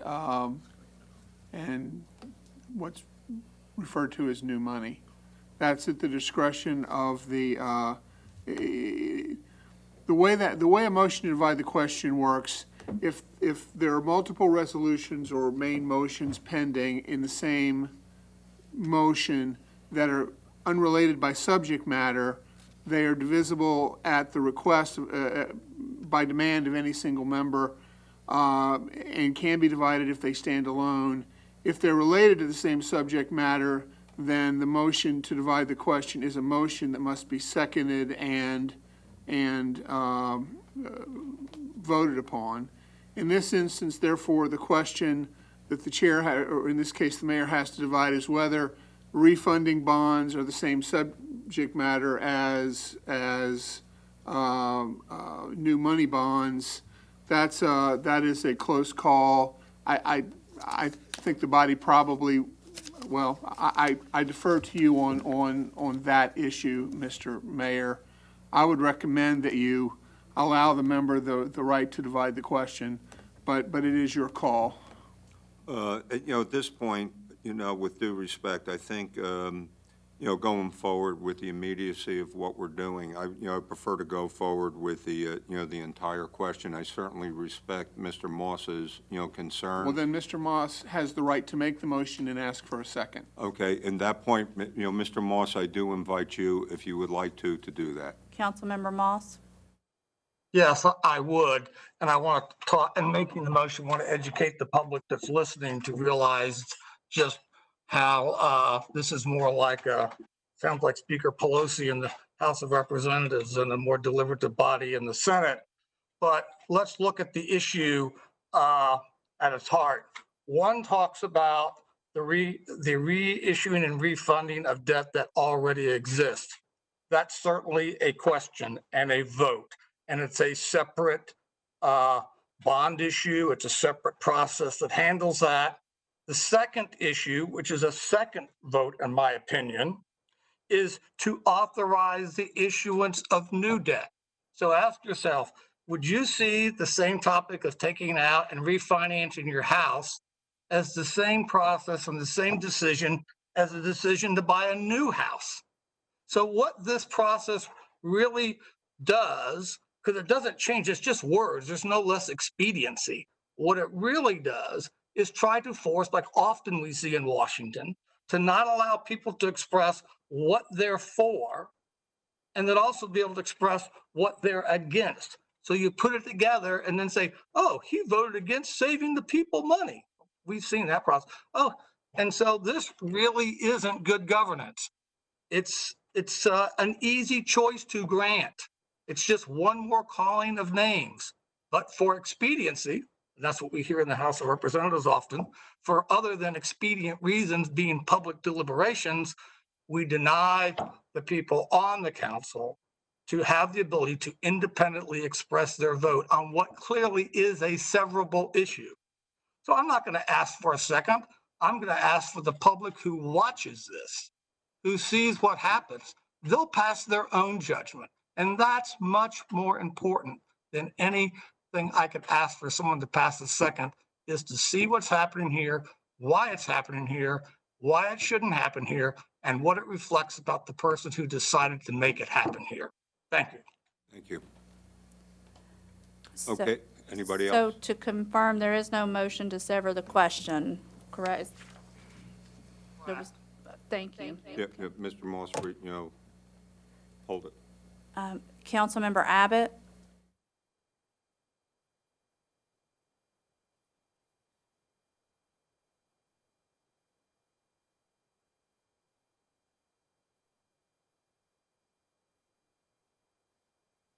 Any further discussion or questions from council members?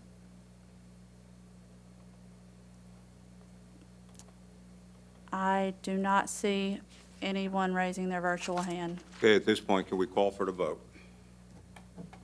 Give me just 1 second. So Miss Abbott just texted me and said her internet just went out, so she's not going to be unavailable. But Councilmember Abbott will be absent for this one.